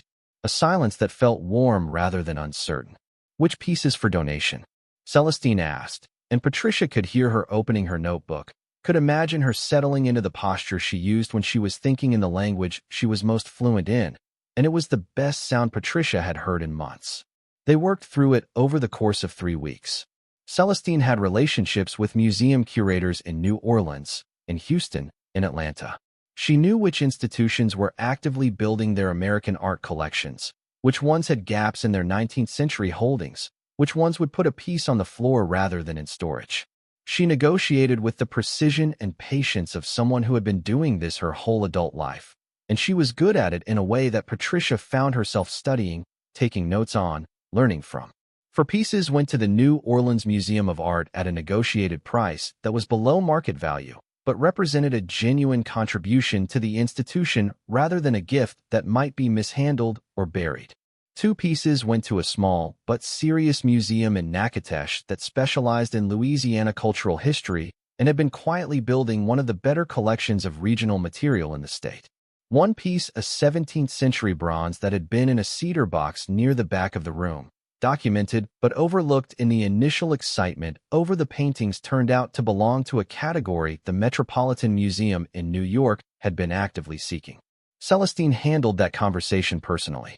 The piece went to New York at a price that was fair, and in an institution where, as Celestine reported back to Patricia with visible satisfaction, it would be given its own case in a renovated gallery. The Pissarro was the last major decision. It was the largest single asset in the collection, the piece that anchored everything, the one whose preliminary estimate had first made Patricia sit down on the floor of a hidden room in Louisiana and understand what she was holding. For 2 months she had been circling it, approaching it from different angles, setting it down, and picking it back up. She knew what it was worth. Celestine had been in contact with auction specialists at both Sotheby's and Christie's, and both houses were, to use Celestine's measured language, very interested. A Pissarro with clean provenance, strong documentation, and the kind of backstory that had begun to circulate quietly in the art world, a private collection, discovered after decades, hidden in a Louisiana farmhouse, was not merely a painting. It was a narrative, and the art market, whatever else it was, ran partly on narrative. Patricia drove to New Orleans on a Saturday in February. She went to the museum. She spent an hour walking through the Impressionist galleries, which she had been to before, but had never looked at the way she was looking now, not as a visitor encountering something beautiful, but as someone who was beginning to understand the conversation that beautiful things had with time. She stood in front of a Pissarro for a long time. Not the one from Odette's collection. This one was a street scene, Paris, gray and silver, and alive with people who had been dead for 130 years. She stood in front of it and thought about her grandmother buying a painting in 1978 for $12,000 because she believed in it, because she had looked at it with an eye that knew what it was seeing, and had taken it home and put it behind a mirror and kept it safe for 45 years. She thought about the fields and the trees and the pale sky. She thought about light captured and held. She called Celestine from the museum steps. "Sotheby's," she said. "New York. Spring sale." A pause. "Are you certain?" "It should be seen," Patricia said. "It's been behind a mirror long enough. It deserves a room full of people who want to look at it." A pause. "And the provenance story is going to do exactly what you think it's going to do." "It already has," Celestine said. "I've had 2 journalists ask me about it in the last month. The story is going to travel whether you want it to or not." "Then let it travel on our terms," Patricia said. "Set up the conversation with Sotheby's." Celestine set up the conversation. It took 2 phone calls and resulted in an in-person meeting in New York in early March, where Patricia sat in a room with 3 specialists and a senior partner and listened to them describe what they could do with the painting and what they anticipated the market would do with it and what they needed from her in terms of documentation and timeline. She had brought Celestine. She had also brought Delphine, because by this point in her life Patricia understood that the presence of a lawyer in a room changed the quality of the conversation in ways that were uniformly useful. The specialists were smooth and confident, and spoke about the painting with a reverence that was partly genuine and partly performed, and Patricia watched them and thought about Celestine reading ledgers in a hidden room in Louisiana, and about Dr. Lalonde with his magnifying lens, and about Sophie Vandermeer on the phone from Belgium saying thank you. This is a very strange feeling. And she understood that the room she was sitting in and the room she had come from were connected by the same thread, the long, patient belief that certain things were worth preserving. She signed the consignment agreement on a Wednesday afternoon in March in Celestine's office in New Orleans, with the garden outside, the window showing its first tentative suggestion of spring. The auction was set for May. What happened between March and May was the part Patricia had not prepared for, though she understood later that she should have. The story traveled. Celestine had said it would, and it did, in the way that stories travel in the connected, porous world of art and collectors and institutions, not through a single announcement, but through whispers and references and the quiet word of mouth of specialists who had been involved and journalists who had been asking questions for months. By April, it had reached several newspapers. By early May, it was in a piece in a national arts magazine that described the discovery in language Patricia found both accurate and somewhat excessive hidden room, Louisiana farmhouse, decades of secrets, the self-taught widow who built a collection worth millions. Some of the details were wrong in the way details always were when a story traveled by word of mouth. Odette was described as self-taught when she had in fact been deeply educated in the field, if informally. Patricia was described as a widow rather than a divorcee, which she chose not to correct because it was largely irrelevant, and she had no interest in making Daniel part of this narrative. The phrase the piece kept returning to was the mirror, the parlor mirror, behind which everything had been hidden.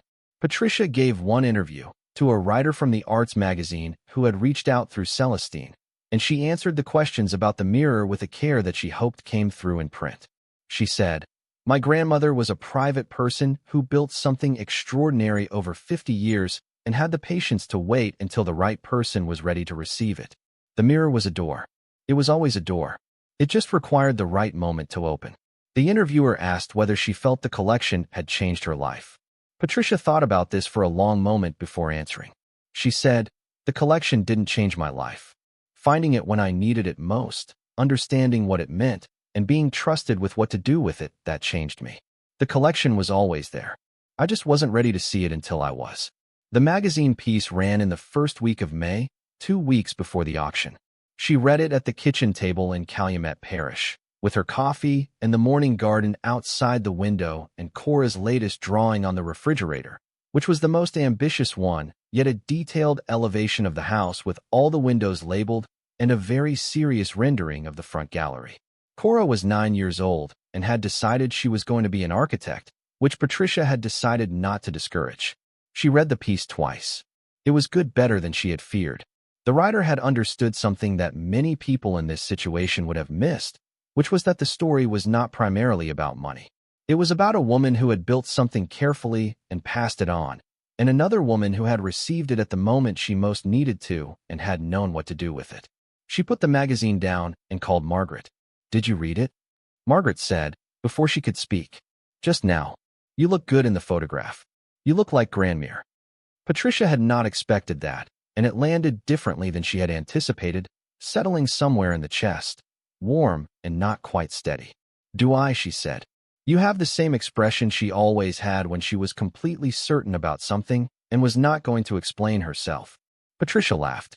It was a full laugh, the kind she had not produced in a long time, the kind that starts somewhere genuine and arrives without warning. "That's the nicest thing anyone has said to me in months," she said. "It's the truest," Margaret said. The auction was on a Thursday evening in May in New York. Patricia was there, sitting in the second row with Celestine on one side and Delphine on the other, which was, she had come to understand, exactly the configuration she wanted for any significant event in her life going forward. She had seen the painting installed in the preview gallery 2 days before. She had stood in front of it in the high clean light of Sotheby's viewing rooms and looked at the fields and the trees and the pale sky. And she had felt the particular quality of looking at something you are about to let go, the heightened attention, the awareness of lastness that sharpens everything it touches. She had said goodbye to it quietly and without embarrassment. The woman standing next to her, a collector from Houston who had driven up specifically for the preview, had looked at the painting and then at Patricia and said, "You can feel something about it, even in a room full of paintings. It has a quality of having been very well kept." Patricia had thanked her. She had not said how. The sale opened at a number that made her breath catch slightly, which she covered by lifting her glass of water. It built in increments that seemed slow and then suddenly were not slow at all. The room had a specific energy that she had not been in before. The taut, focused attention of people who had decided to want something and were now discovering what it cost them to want it. She did not watch the bidding. She watched Celestine. Celestine watched the bidding with the expression of someone monitoring something she has spent a long time preparing for. And as the numbers climbed, she made no sound and showed no reaction except for the very slight change in her posture as the increments grew larger, a settling, a stillness that Patricia recognized after months of working alongside her as the posture she used when something was going exactly as she had hoped. The hammer fell at $11.2 million. The room moved.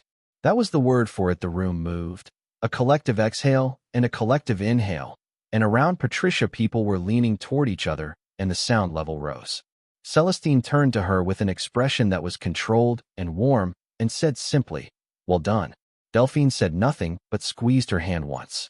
Patricia sat in the second row of a sale room at Sotheby's in New York and thought about a woman standing in a parlor in Louisiana in 1978, writing a check for $12,000 for a painting she believed in, then carrying it home and putting it in a room behind a mirror where it would wait, safe and preserved and unhurried, for 45 years. She thought about $41. She thought about a cracked phone held together with packing tape. She thought about the specific quality of the light in the hidden room that first morning, cool and dry and preserved. The air of a place that has been breathing quietly for a very long time and is finally ready to speak. She did not cry. She had expected to, had braced for it in the way you brace for weather, but what she felt instead was larger and quieter than tears, a deep, slow recognition, the feeling of something enormous completing itself. The net proceeds, after Sotheby's commission, came to her in a wire transfer 2 weeks later. Combined with the proceeds from the other sales and the institutional placements, and after taxes and legal fees and Celestine's professional fee, which Patricia insisted on paying at the full rate rather than the reduced one Celestine had offered, the total transformation of Odette Moreau's hidden room was this: for pieces donated to museums, including the contribution to the New Orleans Museum of Art, which named the gallery where they were displayed the Odette Marie Fontenot Moreau collection. This had been Patricia's condition for the reduced price arrangement, and the museum had agreed without hesitation. 2 pieces to the museum in Natchitoches, also donated. The bronze to the Metropolitan Museum in New York, sold. The Pissarro to a private collector from London, sold at auction. The remaining pieces at a private sale arranged by Celestine to 4 separate collectors, all of them known to her, all of them people whose relationship with what they bought was genuine rather than purely financial, a distinction Celestine made with a specificity that Patricia had come to rely on. The Newcomb pottery remained in the house. The writing desk remained in the house. 5 other pieces remained in the house, arranged in the rooms where they looked most themselves: a pair of landscape watercolors in the upstairs hallway, an early New Orleans silverwork piece on the dining room sideboard, a small carved ivory chess set in the sitting room, a piece of faience on the mantel in the parlor. The house itself was being restored, slowly and carefully, by a contractor from Baton Rouge whom Patricia had found through the network of people who had worked on historic properties in Louisiana and who understood the difference between renovation and restoration. The roof was being properly redone. The gallery was being repaired. The plaster inside was being addressed by a specialist who had spent 30 years working on nothing but historic plaster in old Southern buildings, and who Patricia liked enormously because he talked to the walls as he worked, in a quiet, specific way, as though explaining to them what he was about to do. She was not in a hurry about the restoration. She was learning not to be in a hurry about things that deserved patience. She was living in the house. This had become simply a fact rather than a decision. The decision had been made on that first Tuesday night, when she had slept all the way through for the first time in years, and everything since had been the confirmation of it. The girls were enrolled in the school in Calumet Parish, which was smaller than their Baton Rouge school and had a garden that Lily had already identified as requiring significant attention, and they had settled into the rhythms of a town and a house and a life that felt, to Patricia watching them, like something they had always been meant to inhabit. Cora had claimed Odette's office as her drawing studio. This had involved no negotiation. She had simply moved her supplies in one afternoon and arranged them with great precision on the roll-top desk. And when Patricia had stood in the doorway and looked at her daughter's pencils and sketchbooks arranged alongside Odette's old letter holder and the small camellias on the notepad, She had felt the particular quality of recognition that comes when two lives that were always meant to overlap finally do. Lily had the garden. She had plans for it that went well beyond what a 7-year-old could articulate, but were entirely clear from the way she moved through it. This corner for vegetables, that corner for cutting flowers. The camellias are perfect and should not be changed. The live oak is the most important thing in the yard, and anyone who says otherwise is wrong. Patricia had found, in the weeks after the auction, a quality of stillness in her days that she did not have a prior point of comparison for. Not emptiness, the opposite of emptiness. The stillness of someone who has done the necessary things and is now simply living in the space those things have made available. She had paid off every debt.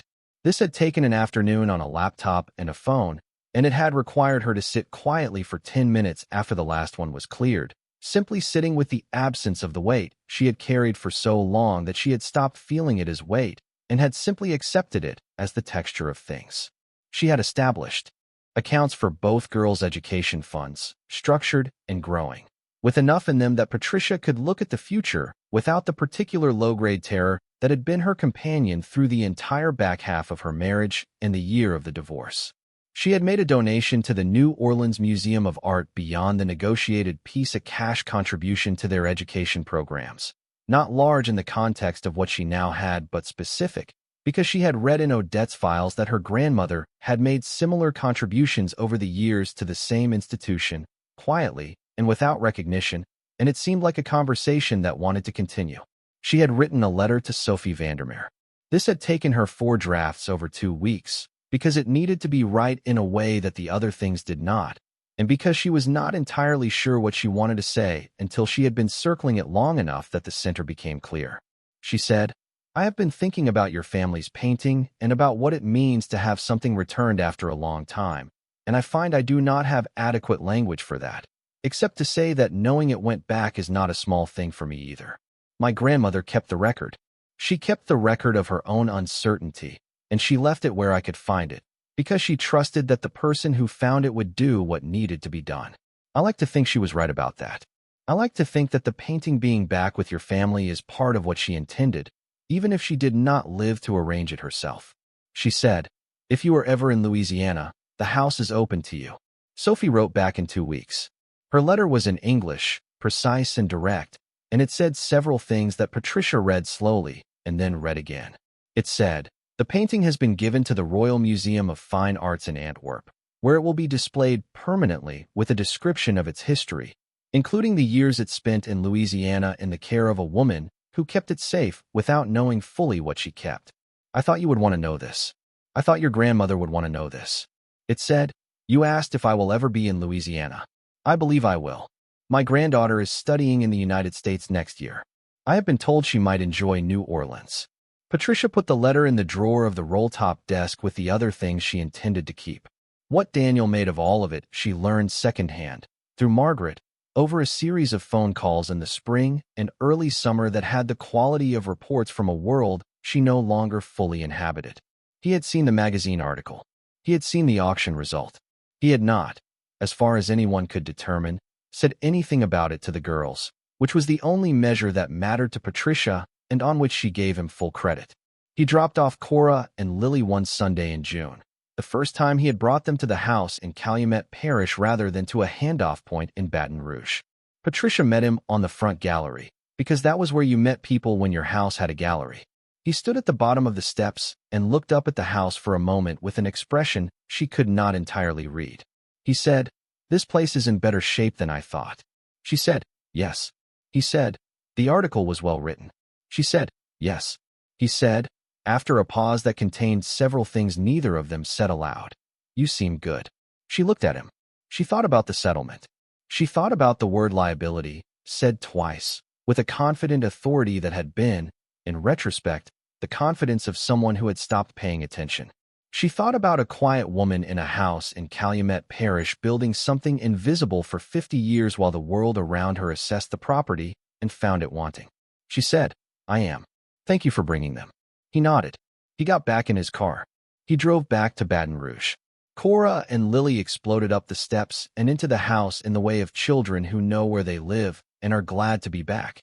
and the gallery door banged behind them in the specific way it banged that Patricia had already come to love, and she stood on the gallery for a moment in the June morning and listened to the sound of them moving through the house toward the kitchen, toward the garden, toward the drawing studio and the camellia bushes and all the rooms and corners of a house that was. There's now in the full, settled, unquestioned way that a place becomes yours when you have made your life inside it. The renovation was far enough along by July that the parlor had been repainted, a warm white, close to what it must have been originally, based on the original color Celestine had found preserved under 3 layers of subsequent paint. The floors had been refinished. The fireplace had been cleaned and opened. The camelback sofa had been reupholstered in a fabric that was close enough to the original burgundy to feel continuous rather than replaced. The mirror was still there. It would always be there. Patricia had decided this with the same certainty she had decided to keep the Newcomb pottery and the writing desk, which was the certainty of someone who understands that some things are not for selling or relocating or improving. The mirror was part of the house the way the oaks were part of the property. It had been there longer than she had been alive, and it would be there after she was gone, and the room behind it would be kept not as a storage space any longer, but as a room. A room with a purpose she was still working out, but a room deliberately maintained and documented, because her grandmother had taught her that rooms with purpose need to be acknowledged as such. She had thought about what to do with the space. She had thought about it the way she had thought about the collection itself slowly, without forcing the answer, letting it come at its own pace. What came, eventually, was this. She was going to start a foundation. Not immediately. Not in the way of someone who has had a windfall and needs to distribute it quickly before thinking has caught up with feeling. Later, when the understanding of what she wanted it to do had solidified into something specific and achievable, the foundation would be small. It would focus on exactly one thing: private collections. The undiscovered ones, the overlooked ones, the ones sitting in attics and back rooms in houses that the world had decided were liabilities.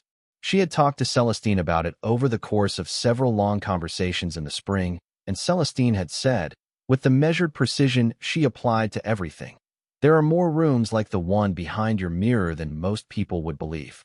They belong to people who do not know what they have or who to ask. They belong to families who have been through things and do not have time or resources to investigate. They sit there, documented or not, waiting. Patricia thought about sitting in the hidden room with Celestine reading the ledgers.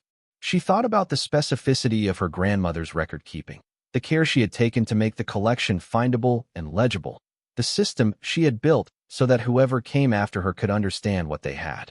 Not everyone had a grandmother like Odette. Not every collection had ledgers that precise. The foundation would help. It would connect people with the equivalent of Celestine Aubert, appraisers, estate specialists, art historians, in situations where those connections were not obvious. It would help people understand what they had. It would help them make decisions about it from knowledge rather than confusion. She had a name for it. She had not told anyone yet. It was not ready to be told. She told Cora about it first, because Cora was 9 and had a gift for receiving information about serious adult things with a combination of gravity and normalcy that made it feel manageable. They were in the garden, on a Saturday afternoon in late July, and Lily was doing something industrious near the vegetable beds, and Patricia and Cora were sitting on the low wall in the late sun. She said, "I'm going to start something. A small organization that helps people figure out what they have when they're not sure." Cora thought about this for a moment. "What kind of things?" "Old things," Patricia said.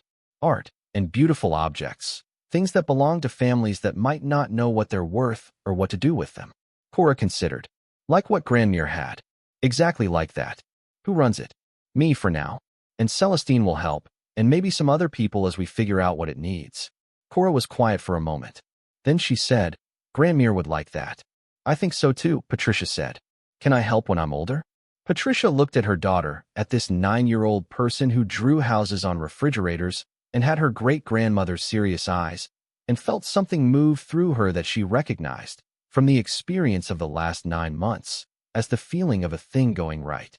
"Yes," she said. "When you're older, absolutely." Lily looked up from the vegetable beds. "What are we talking about?" "Mama's starting a foundation," Cora said with authority. "What's a foundation?" "It's an organization that helps people," Patricia said. "Like a charity?" "Sort of. But this one specifically helps people figure out what they have." Lily considered this with the lateral seriousness she applied to most things. Like when I figured out that the big camellia bush by the fence is actually 3 bushes grown together? Patricia laughed. Exactly like that, she said. Exactly. The summer passed the way summers pass in Louisiana, slowly and then suddenly, the heat building to a peak in August that made the mornings brief and golden and the afternoons long and still. Patricia worked in the mornings, on the foundation planning and the ongoing correspondence with the institutions who had received pieces from the collection and the occasional call with Celestine about the last few remaining pieces still to be placed. She worked in the afternoons on the house, because there was always something the house needed, and she found she liked doing it, like the physical specificity of learning what an old house required and providing it. In the evenings she read, in Odette's sitting room with its floor-to-ceiling bookshelves, working her way through her grandmother's library in the way you work through something when you understand that the person who assembled it was trying to tell you something and you want to receive the full message. She read about Impressionism. She read about Louisiana history, about Creole culture, about the art pottery movement at Newcomb College, about the history of the New Orleans art market. She read a biography of Camille Pissarro and found, in the chapter about his middle period, a reproduction of a landscape that was close enough to the one she had known that she had to set the book down for a moment and sit with the feeling. She wrote to Sophie Vandermeer again in August, a shorter letter this time, less formal, more like the beginning of what would become a correspondence. She said, I read about your grandfather's painting going to the museum in Antwerp. I looked it up online and found a photograph. It looks right there. It looks like something that is exactly where it should be. Sophie wrote back within a week. I went to see it last month. My granddaughter came with me, the one who will be studying in America in the fall. We stood in front of it for a long time. She looks very much like the photographs of my grandmother as a young woman. Standing there with her, in front of that painting, was the strangest and most complete feeling I have ever had. She said, my granddaughter's name is Elise. She will be in New Orleans in September. I have told her about you and your house in Calumet Parish. She would like to see it, if you are willing. Patricia wrote back, tell her the drive from New Orleans takes 40 minutes, and the camellias are extraordinary. Tell her she is welcome anytime. Elise Vandermeer arrived on a Saturday in late September, with a backpack and a quiet directness that reminded Patricia, in some untranslatable way, of her grandmother. She was 22, studying art conservation, and she stood in the parlor of Odette's house and looked at the mirror with an expression Patricia had come to recognize as the expression of someone in the presence of something that exceeds the category they put it in. Patricia pressed her palm against the right side of the frame. The mirror swung open. Elise stood in the doorway of the hidden room for a long moment. The shelves were different now, some of the boxes gone, the remaining pieces arranged with more space, the climate control still humming quietly behind its panel, the ledgers still on the bottom shelf to the left. She looked at the Newcomb pottery, which Patricia had arranged along the top shelf where the light was best. She looked at the writing desk along the back wall, its fitted interior closed and preserved. She looked at the few remaining pieces in their places. She said, in English that was careful and specific and carried its own music, this is where she kept it safe. Yes, Patricia said. Elise turned slowly, the way Celestine had turned on the first day, taking in the full circumference. For 50 years, she said. For 50 years, Patricia agreed. Elise looked at the ledgers. She said, my grandmother told me that your grandmother had doubts about the provenance gap, that she documented them and kept the record. Yes. Elise looked at her. My grandmother says that is a very rare thing to do, to keep the record of your own uncertainty. Patricia thought about the letter sealed with red wax. She thought about the postscript in Odette's handwriting. I am not entirely at peace with the period between 1932 and 1948. She thought about a woman who had carried that uncertainty for decades and had refused to bury it, and had left it where it could be found and addressed. It was rare, Patricia agreed. It was also the most Odette thing she could have done. They stood in the room for a while longer, the two of them. The cool air, the quiet, the humming of the climate control. Outside, through the 2 walls and the hallway and the parlor, the Louisiana afternoon was doing what Louisiana afternoons did in late September, golden and faintly restless, the first edge of something cooler beginning to suggest itself in the air. Lily appeared in the parlor doorway, visible past the open mirror, with her garden gloves on and a very serious expression. "Mama," she said, "you need to come see what I found in the vegetable beds." "In a minute, love," Patricia said. Lily retreated. They heard her bare feet on the old pine floors, heading toward the back of the house. Elise smiled. She said, "Your daughter is very like you." Patricia looked toward the sound of Lily in the house. She thought, no, she is like herself. She is like Lily, who is 7 years old and has plans for a garden that go well beyond what she can currently articulate, and who loves a camellia bush with a specificity and dedication that makes everything it touches feel attended to. She thought, she will be extraordinary. She said, to Elise, she is her own person. But I hope she carries some of this with her. She put her hand on the doorframe of the hidden room. The sense of what's worth keeping safe. Elise nodded. She looked at the room one last time. Then she stepped back and Patricia closed the mirror, and it was again simply a mirror, tall, old, heavy, giving back the room in its smoky, quiet way, everything a little softer and more still than it actually was. They walked through the house to the kitchen, where Cora was drawing at the table, and something was happening in the garden that required attention. The afternoon light came through the window in that particular way it had in this house, warm and specific, falling across the old wood of the floors and the surfaces of things that had been here a long time and intended to stay. Patricia stood in the kitchen doorway for a moment before going out to see what Lily had found. She thought about a woman who had spent 50 years building something invisible. She thought about a letter sealed with red wax. She thought about $41 and a cracked phone and a drive south in October with the windows cracked and the radio off, heading toward a house that everyone else had decided was a liability. She thought about what it meant to receive something that was meant for you. She thought, I know now. I understand what she was doing. All those years of quiet, deliberate, patient accumulation, it was not just the art she was building. It was the argument she was making. The argument that certain things are worth more than anyone around you will admit. That the careful life, the attentive life, the life that keeps records and asks hard questions and refuses to be rushed toward conclusions by people with louder voices and more immediate certainties, that life builds something. Slowly, invisibly, undeniably.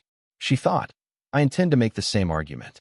With this house, and this foundation, and these girls, and the work that is still ahead, and the letters to Sophie Vandermeer, and the ledgers I am already beginning to keep, and every decision I make from now on from a position of knowing rather than guessing.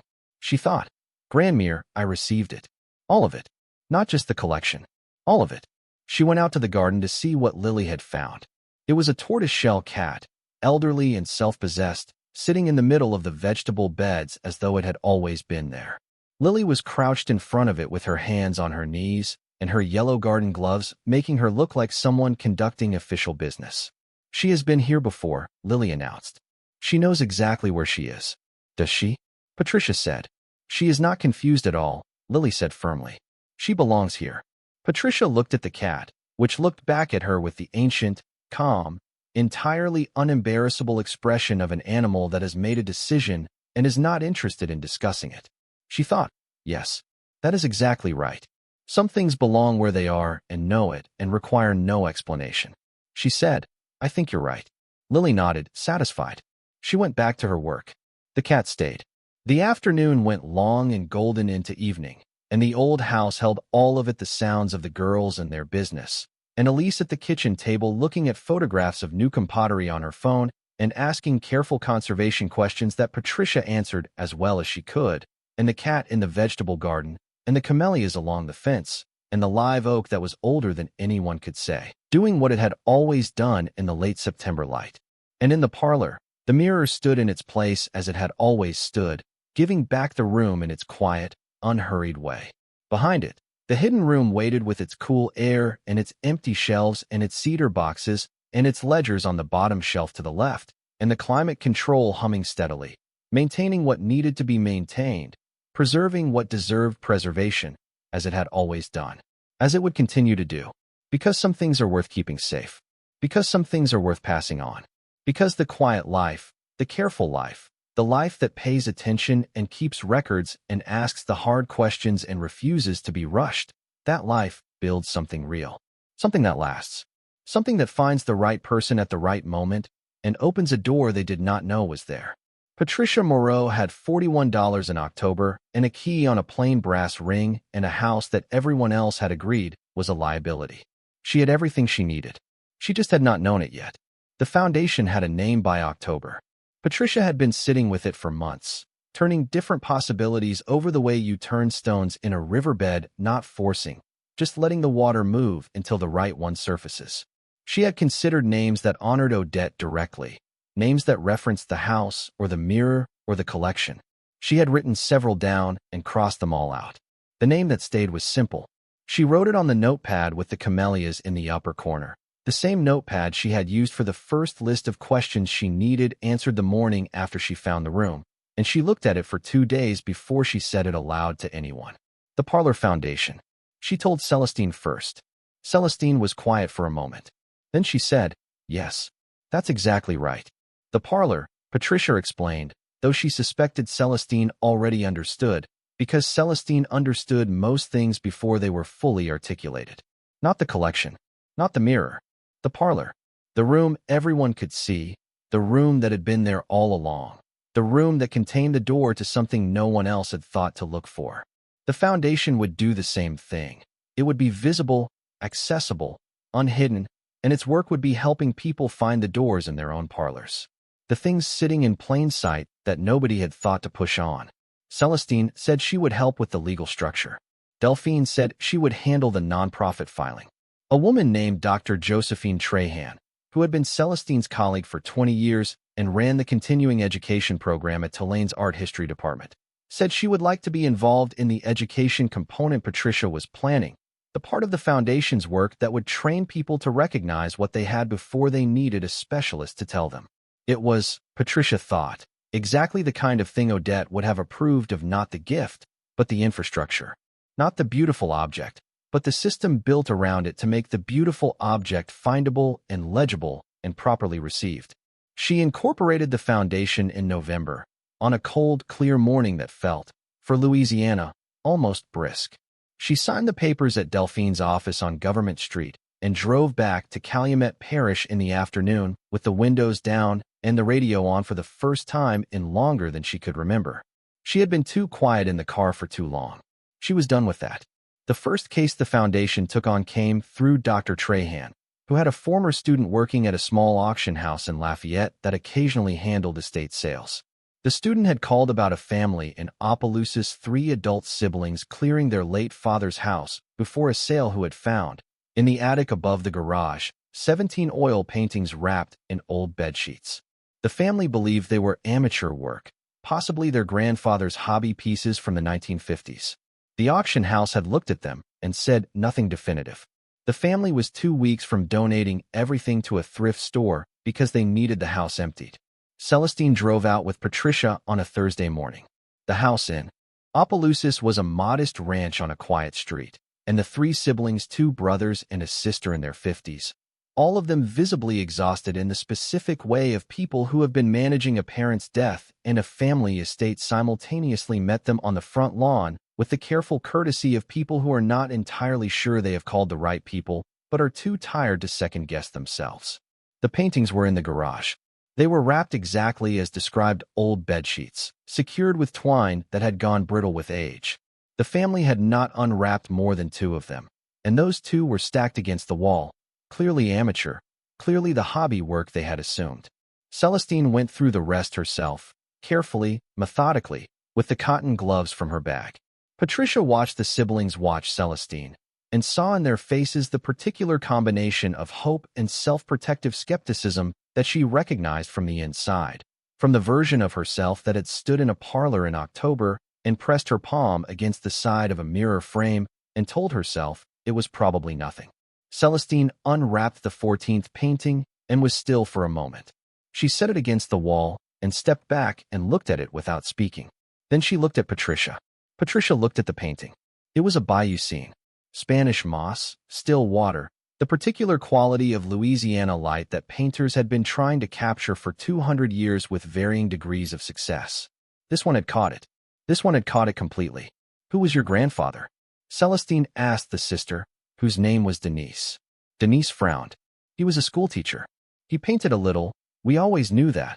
but mostly in his later years when he had time. He didn't study formally or anything. Do you have any records of where these came from? Any receipts, correspondence, anything about how he acquired them? Denise and her brothers exchanged a look. There's a filing cabinet in the back bedroom, she said. We haven't gone through it yet. The filing cabinet held, among other things, a letter from 1962 and a receipt from an estate sale in New Iberia. The schoolteacher had not painted the 14 paintings that Celestine had set aside. He had bought them, over the course of 30 years, at estate sales and charity auctions, and through a network of acquaintances who knew he was interested and occasionally called him when something came available. He had paid very little for most of them. He had kept no formal records beyond the receipts, which were thorough enough: dates, sellers, amounts, descriptions. He had wrapped them in bedsheets and put them in the attic. Celestine identified 4 of the 14 as significant. 2 were by a Louisiana regionalist painter whose work had been largely overlooked during his lifetime and was now being actively sought by collectors and institutions interested in mid-century American regional art. 1 was by a New Orleans painter whose work had been recently reappraised upward following a museum retrospective. The 4th Celestine set aside separately and said she would need to do more research before saying anything definitive. She was definitive within 2 weeks. The 4th painting was by a woman named Marita Reese Fonville, who had been painting in New Orleans in the 1940s and 1950s and whose work had been almost entirely overlooked during her lifetime, partly because she was a woman working in a period and a place that was not particularly interested in the work of women painters, and partly because she had sold most of her work privately and kept no gallery representation and had died in 1961, leaving very few pieces in documented circulation. There were currently 4 known Fonville works in public collections. The 5th was in a garage in Opelousas. Patricia was there when Celestine called Denise to give her the preliminary assessment. She watched Denise's face from across the kitchen table as the numbers were communicated, the careful preliminary estimates for each piece, the recommendation for formal appraisal, the explanation of next steps.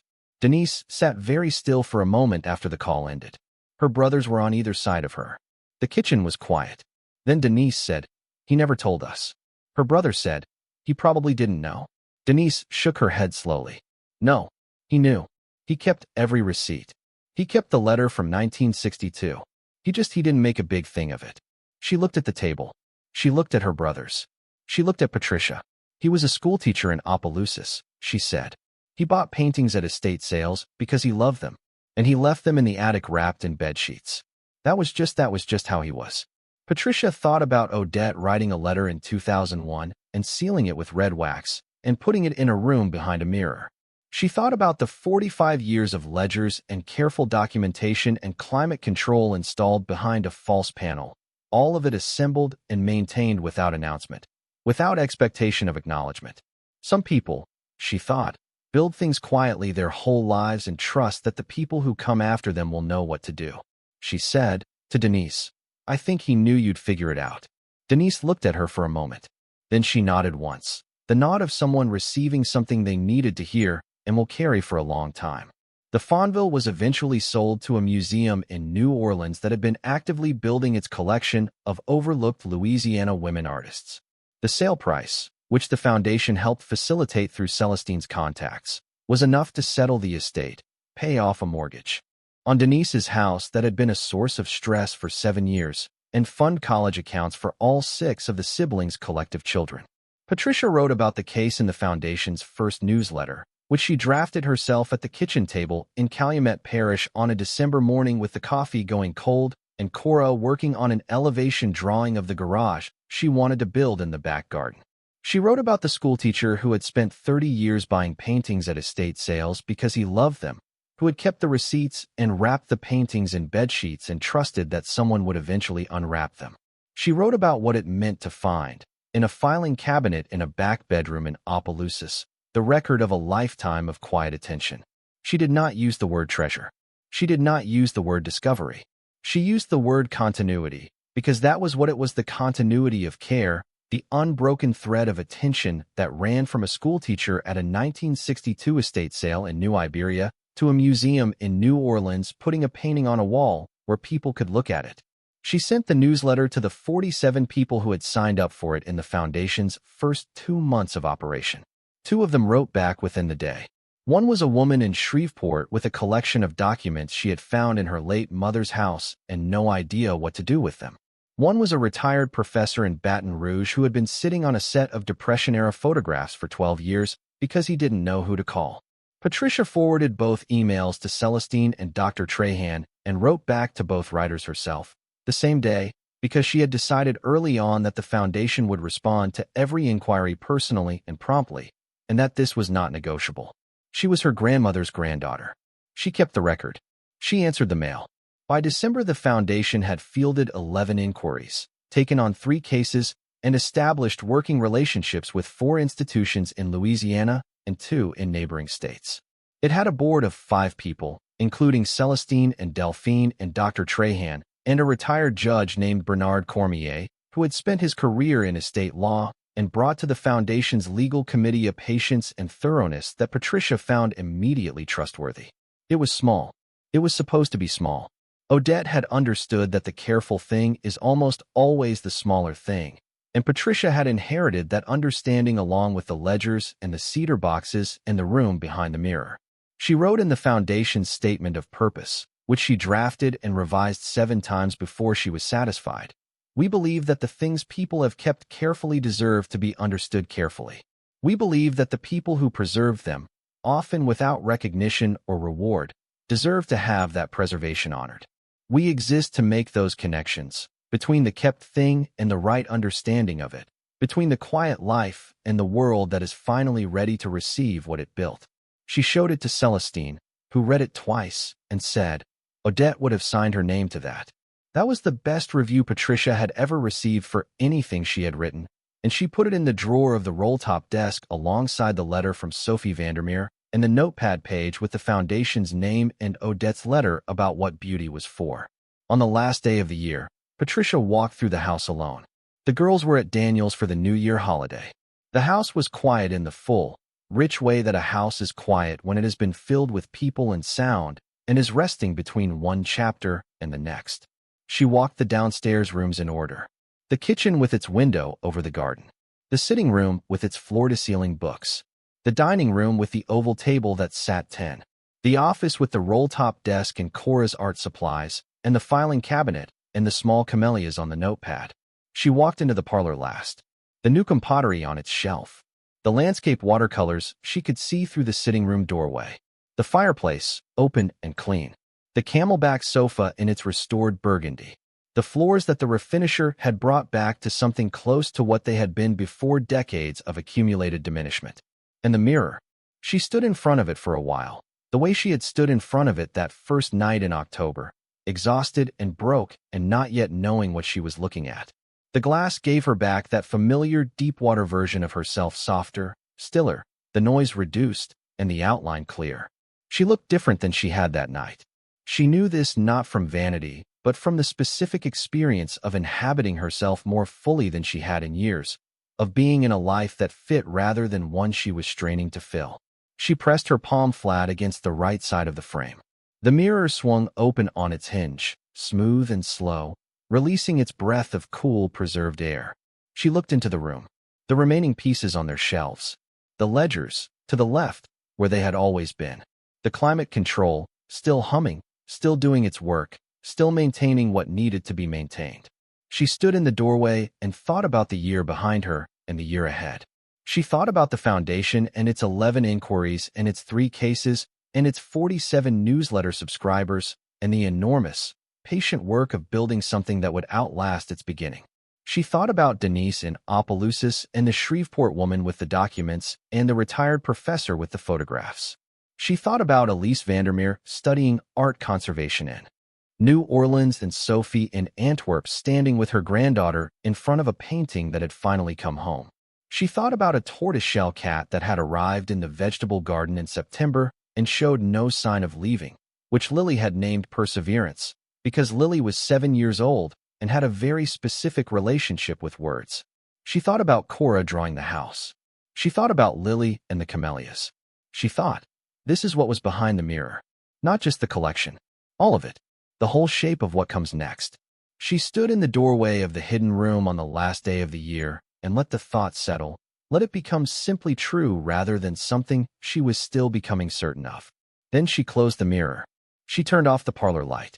She walked through the quiet house to the kitchen, where Perseverance was sleeping on the chair nearest the window with the complete authority of a cat who has made a permanent decision. And she put the kettle on, and she sat at the kitchen table with her notepad and her pen, and she began to write down what the foundation would do in the year ahead. The list was long. She did not rush it. She had all the time she needed, and she knew, in the specific way you know things when you have finally learned to trust the ground beneath you, that the work would find her at exactly the rate she was ready to receive it. Outside, the last night of the year was doing what Louisiana nights do in December, cool and clear and enormous. The sky above Oren Lane full of stars that had been there all along, visible now only because someone had finally turned off enough of the noise to see them. The kettle began to sing.